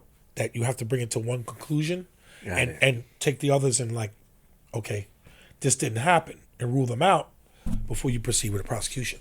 Got you. Okay. You know, Jam-Master Jay. Well, before that, real quick, Yeah, sorry. I did read something, you know, that said that you felt like Chinks. Let's go to Chinks real quick, since we in the Far Rock area, the Riot Squad. Shout out to Riot Squad. Shout out to Bino. Shout out to Cole 2Gs. Yeah, shout out to Universal Cole, way that, Bino. you know, you felt like Chinks was assassinated. he was definitely assassinated. But what happened too was that the detectives in that case did a good job. They waited till they could get more information, more things to plausibly go after this case, and they did. They got a prosecution on it because the guys were the ones holding his casket or burying him when Chink's own guys that were involved. So in some of these cases, the sad part about it is always some kind of underlying situation that perpetuates them getting killed. It's not always a dispute. It's always something where drugs are involved. Maybe some kind of deals were made. Maybe this happened. There's always something that happens in most of these cases that come out. So when you get them, even if you're law enforcement, you have to like think about how you're going to proceed with this case. You know, like I was trying to tell this one prosecutor, she wanted to do a case with me, and I said, you can't do it. And she's like, but Derrick, why? I said, because you don't have the tools to do it. I have to work with someone from the FBI to do this case because I can get certain things done, bring people in for conspiracy, Right. for other things where I could tie them up 4, 5, 10 years. And a lot of people don't want to go back to jail. They don't. Right. You know, so they have to cooperate. But it's not just that. You have to get a lot of things. And then you get people out there caught out in things. Because people, sooner or later, they do mess up. And you got to be right there to be, I got you now. Now I got you where I want you. But the feds have that leeway. They really do. And that's So okay. you felt Chinks was assassinated. Yes. Who knew he was going to be there at that time? Who knew he was going to drive that way, right? Off the Kew Gardens, going, I guess, from that area, which I know. How did he know that he was going to go that area and drive that area? Who knew he was going to be there? And it was desolate. There was nobody around. The camera that they said that they had there wasn't really the camera that was far from there. And who knew about taking that route? You see what I'm saying? It was definitely planned. It was a hit. Somebody knew he was going to be in a car. Somebody knew he was going to travel this way. Somebody either followed, knew, talked to someone, and they got him, set him up. Were you ever wrong on a case? Hold on. Chinks is a great friend of mine, but let me ask you a question. So, Oh, go ahead. you trying to tell me that someone knew that he would go that direction, knew that he would go at that little turn in the corner, knew that little back street, knew because you saying that somebody knew that? You know, there's a train station there, I know. and you know that the guy that he was with, you know, he might have been able to drop him off to the train station that might have been there. No, somebody either followed. Okay, followed is the right Followed, word, somebody- that wouldn't be okay, that wouldn't be an assassination. But what's the No. definition of an assassination? Assassination is something that's planned. When you know, I know this guy's going to be with this guy tonight. Let's wait outside. Let's watch where he goes. Let's follow him, shoot him, or Okay. let's see what route he takes. Okay. and we'll get him that way too. So Okay, yeah, well, you're I right. mean, All right, that's same what you thing. look Okay, at. tomato. Got it. Okay, Right. but when I hear you say assassination, I'm thinking you saying that. Yes, it was planned. The two guys that got arrested probably planned it because it was something that stemmed from before. Yes. Yes, right. Yes. But when people hear those words, they try to put like people close to him put it together. You understand what I'm saying? Like these Well, no, things. it doesn't. Well, the guys were close to him. Sort of say, Not yeah. really. No. They weren't immediate family, but they were close to him.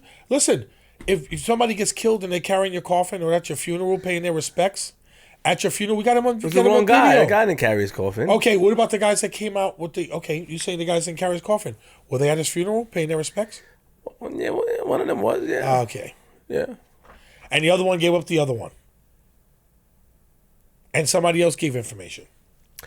Yes, but at the same time, we can't make it seem like it's some sort of big conspiracy. That's what a lot of people I'm do. not saying it's a big conspiracy. It doesn't have to be a big conspiracy, but obviously it was something that happened. You know the story, yes? Yeah, I know some of the story. Something that led to him getting killed. Yes, it's something that happened before, right, between the two gentlemen, and right. Then while they were incarcerated, right. And he came home, and then that's where it came from. But it was nothing where a lot of people get it misconstrued that it was people close, and it's not the case. And I think that's sometimes that sends mixed signals. No, I get what you're saying. You understand what I mean? No, I get what you're saying, but I get what you're saying as well. Well, when I mean close is that they know each other. Like, yes. We always say, was the perpetrator known to the victim? Yes. Okay. Yes. Got it. That's always a thing in classification. Were they known to each other? Now, I was asking, like, were you ever wrong in the case? Like, you had any cases before that, that you kind of had your, thoughts and assumptions on something, and it went left or went sour? I mean, maybe once, because I had an informant tell me about a guy who was involved in a murder, but he was off a little bit wrong, and I don't want to lock up an innocent guy if he didn't do it. Mm-hmm. But I would have to tell you, not to pat myself on the back, but 97-8%, I was always right. If I couldn't prove it, I knew that this is the guy that was involved. Because my investigation, my deductive reasoning, or evidence I gathered, or talking to people leads to this guy. I may not have enough to either arrest him right now or go after him, but he was involved. Gotcha. I know he was. You know what I'm saying? J Master J. J Master J. Let's talk about his case now. Right. Well, J Master case is a personal case to me because I was part of that. I got asked to go back in to investigate it. Mm-hmm. I got asked by certain celebrities that called me. I say, Derrick, the police are messing this case up. You need to come back and you need to get involved.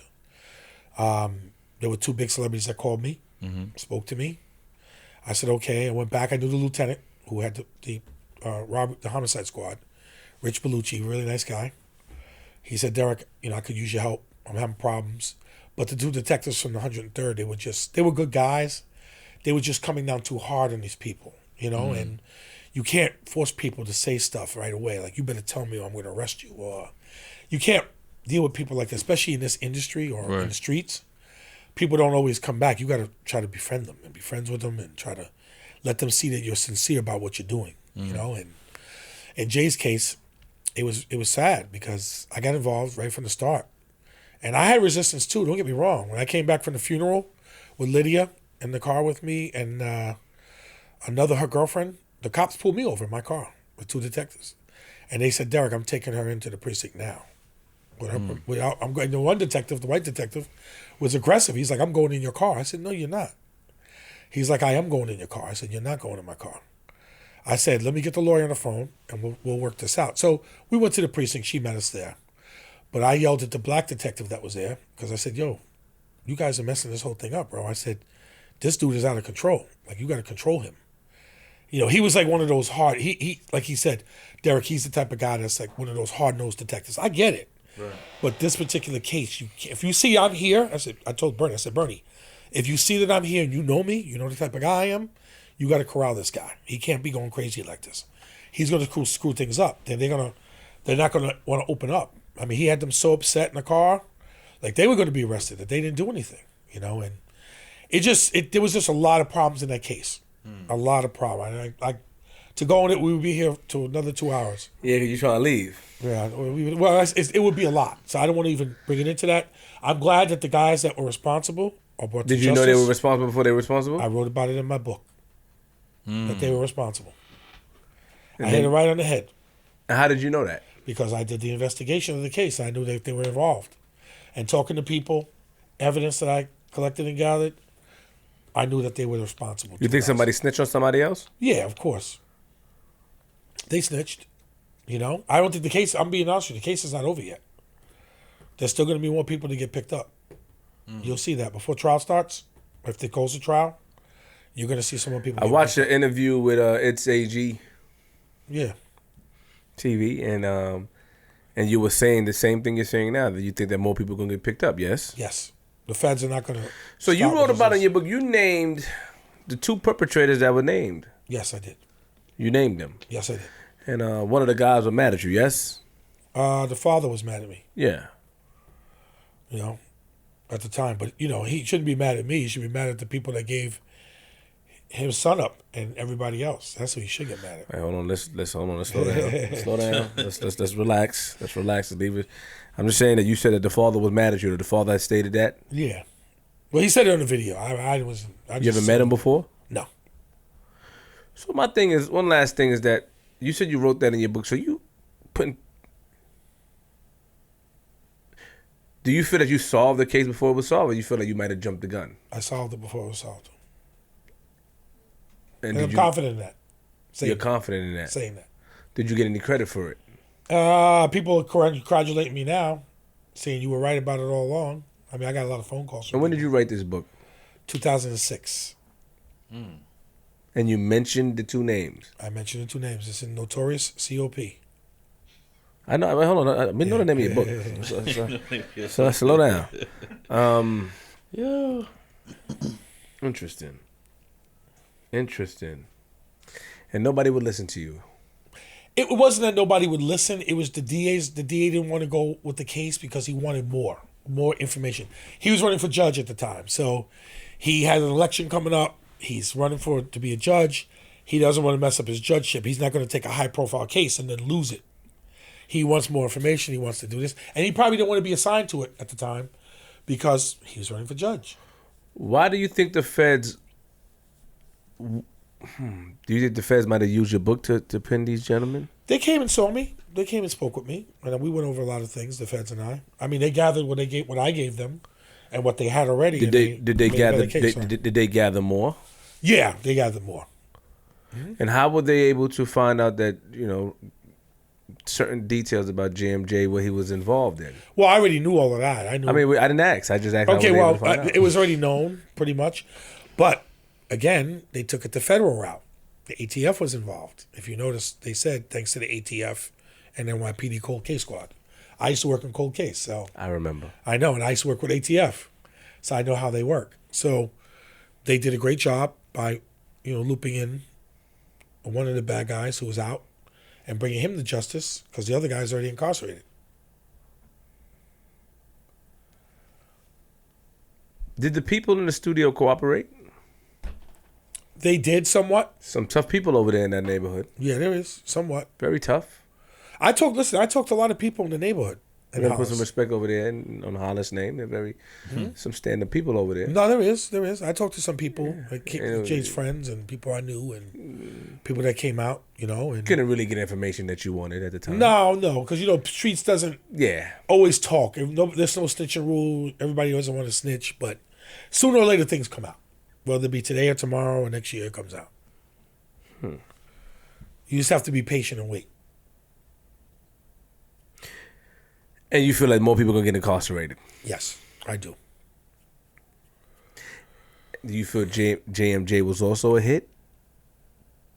Yeah, it was planned. You think it was meant to kill him? No, I mean, based on what happened, I think it was spontaneous. It just happened. Happened at the spur of the moment. Could, in your opinion, it would be meant to, you think it's supposed to be a booking? Booking mean robbery. Do you think it was meant to be, do you think that, because I don't know who killed who, I wasn't there. I'm just saying, in your opinion, your professional opinion, do you think that the person that is alleged to kill him or the people or whatever, because I don't know if it's true or not, but do you think that it was meant for him to get killed or to get robbed? I think it was pretty much to send a message. I don't think that the killing was so intentional. It just happened. I think the robbery might have been something that happened. Yeah, I would go back and say that. Mm-hmm. And the killing just happened, boom, like that. Okay.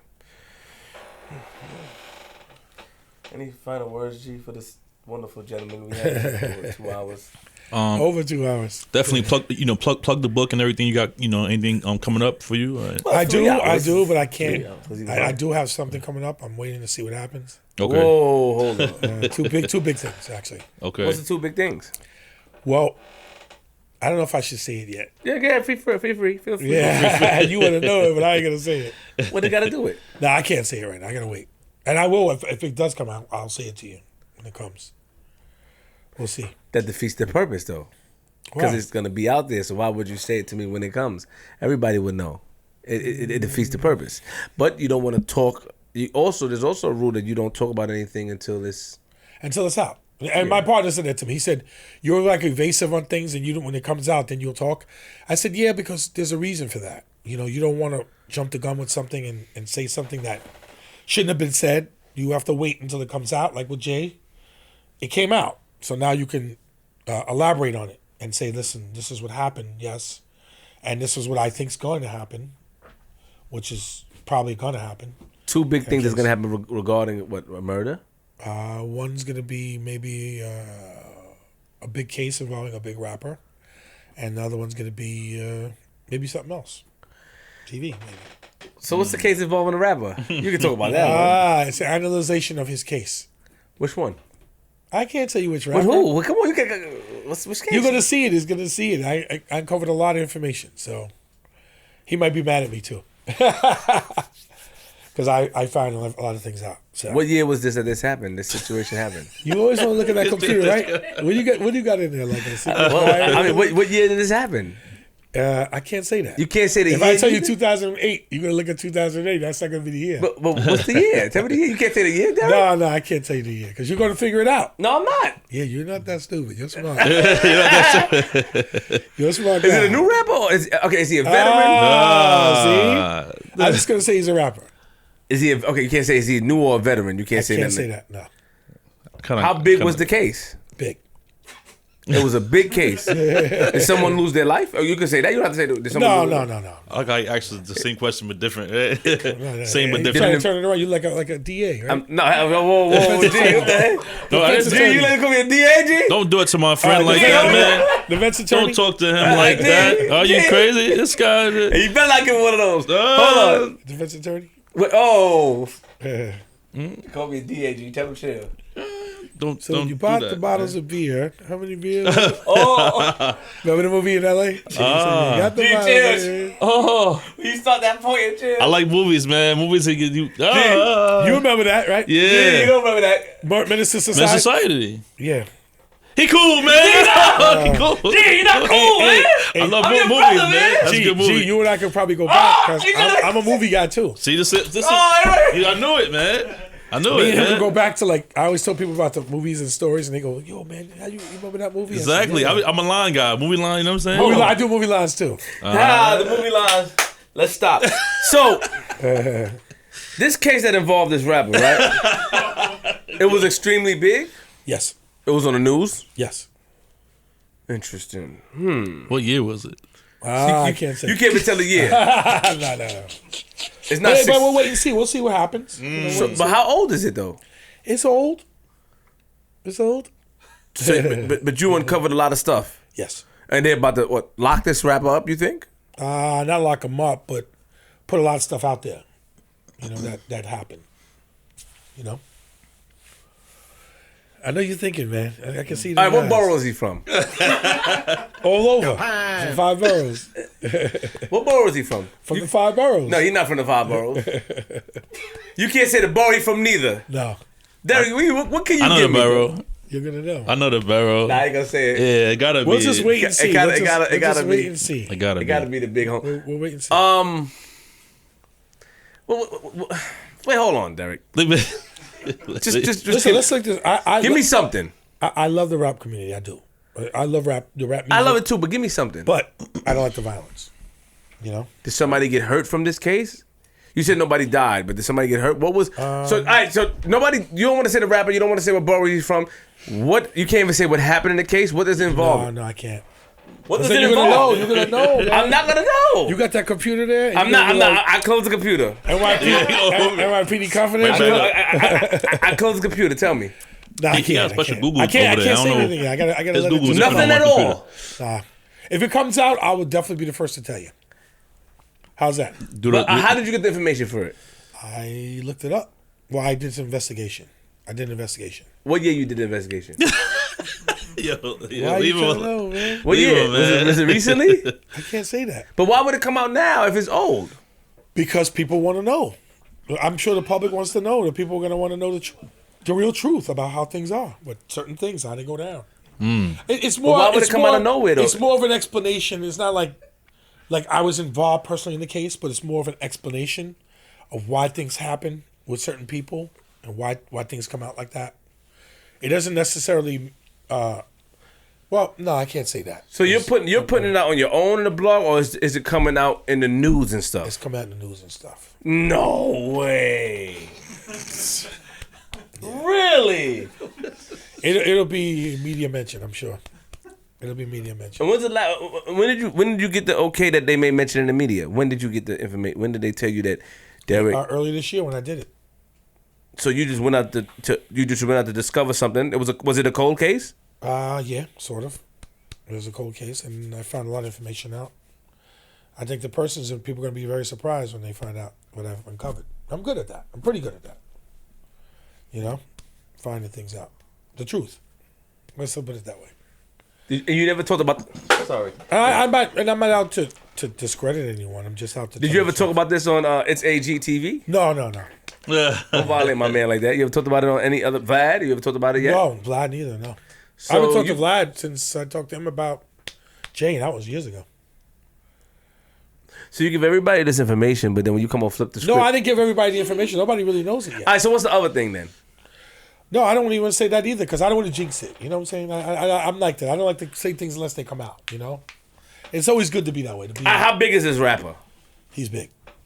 The case is big, so. Yeah, the case is big. Extremely big. Extremely big. So we'll see. Let the fans guess. You might get I may know him. I may want to. What's your audience base? Is it a lot? Is it a lot of people? A lot of fan base? Hey, hold on. I'm about to ask you that. So, since you're good at investigating, did you investigate us? Do you know anything? Like, what's up? You ain't. No, you guys, no. We good? We cool, man? Yeah, we got no problem with you guys. I mean, I don't have a problem with you guys. I have a problem with anybody. No, I'm saying because you always be looking up stuff. Like, did you find anything on us before you came to the show? Did you look us up? No. Okay. You know. He just When I act- saw flip the script, I was like, wait a minute, these dudes out of Queens? They got to be out of Queens. How I you- said that because it was Queen. Was it Queen Flip? But it was flip the script, and I was like, because I never, to be honest with you, I never heard of you guys like that. It's okay. And there's a lot of podcasts out there. A lot of people. Yeah, with different extremely a podcasts, lot. You know.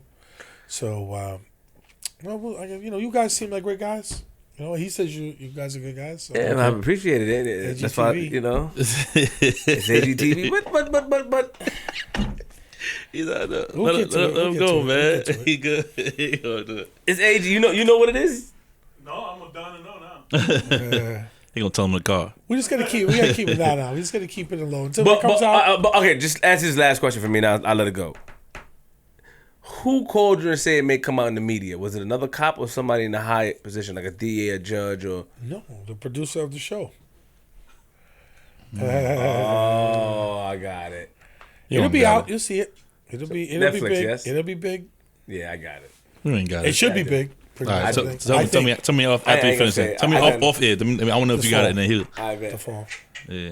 Plus, I got I can tell you this. I did get asked to do a homicide series for TV. Nice. Because Nice. there's a couple of cases that people didn't know about, and of course the woman called me and she's like, a lot of this wasn't known back then when they were trying to go out with the case, and then I kind of filled her in and said there was more to it than that. Because I was involved in a lot of cases, so I have a pretty good memory of a lot of my cases, like refresh. Like the murder conviction union just called me. You guys familiar with that? Barry Sheck. Freed the prisoners that they've been in jail for like 30 years for murder they didn't commit. Mm-hmm. Okay, so there was a case that I got called 3 weeks ago, where I locked up a guy for some murder in '94, and they're out, but the DA said, one of the defendants said that they're trying to sue because they see money now. Because I had another case I was involved in where the guy did the same thing. He got $2 million. It wasn't my case. It was another detective's case. But the DA said, Derrick, you're the only person that remembers this case. And I said, that guy's guilty as hell. He should never get that money. And I said, I was there. I had to go bring him back to court. I said, the only reason, I asked her, what was the real reason why the case didn't go the way you wanted it? Was it detectives, police, sloppy police work? She goes, no, it was a little bit of the DA's office fault. They didn't do it in 190, certain procedural errors happened in the case. And then there were some conflicts where a witness recanted, I never said that. The cops made me say it. There's always that always comes out. And then this particular guy is definitely guilty. And then the case I just had, the guy tried to say that I had talked to a cop that knew the guy who was his godson, who was wanted for a murder. And they were shooting in the projects, and they shot up a bodega owner who was closing down his gate. He got hit. He was an innocent bystander. He got hit with a bullet, hit him in the shoulder, neck. He died 3 days later. So I went out and got the guys. I locked them up because we did good police work. I knew that they were not from this area, and I had my people in the street tell me where they came from. So I kind of latched into one guy, and once I got one guy, I got the other. But they were saying that I went on a boat with their uncle, and the uncle, this is how they found me. They're trying to make things up now.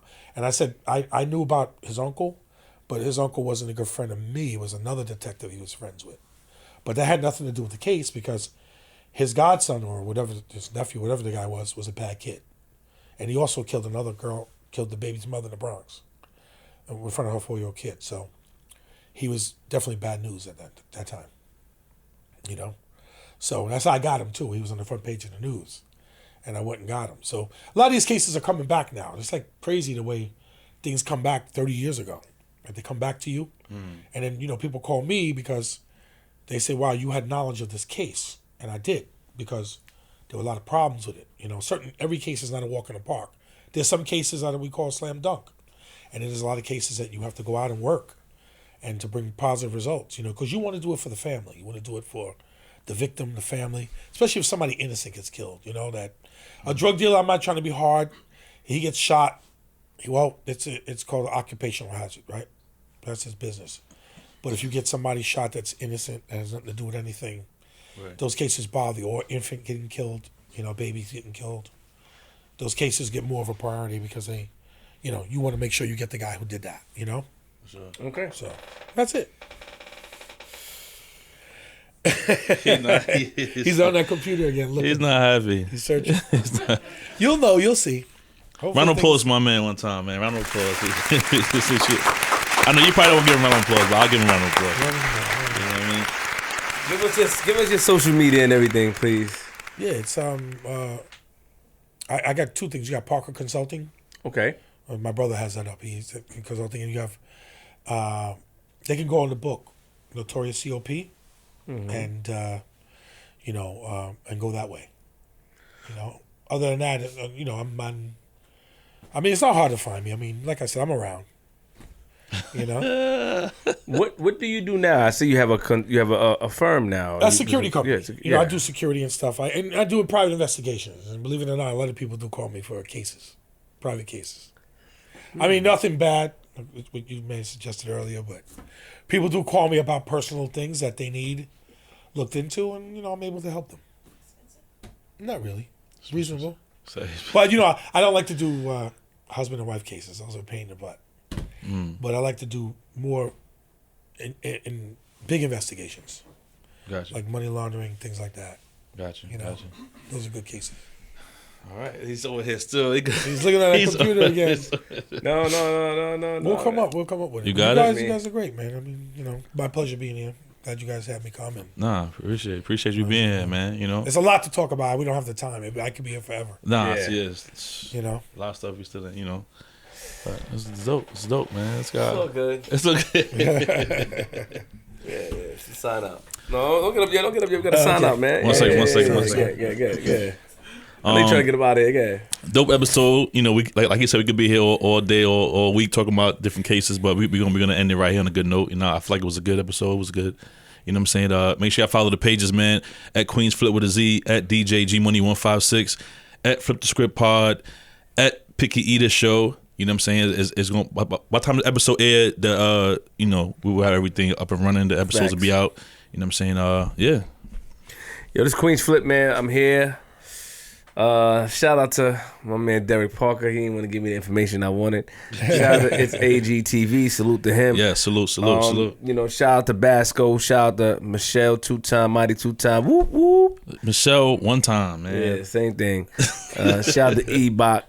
Shout out to JR and Smooth. I like this episode. Yeah. There's a lot going on, and let's see how people feel.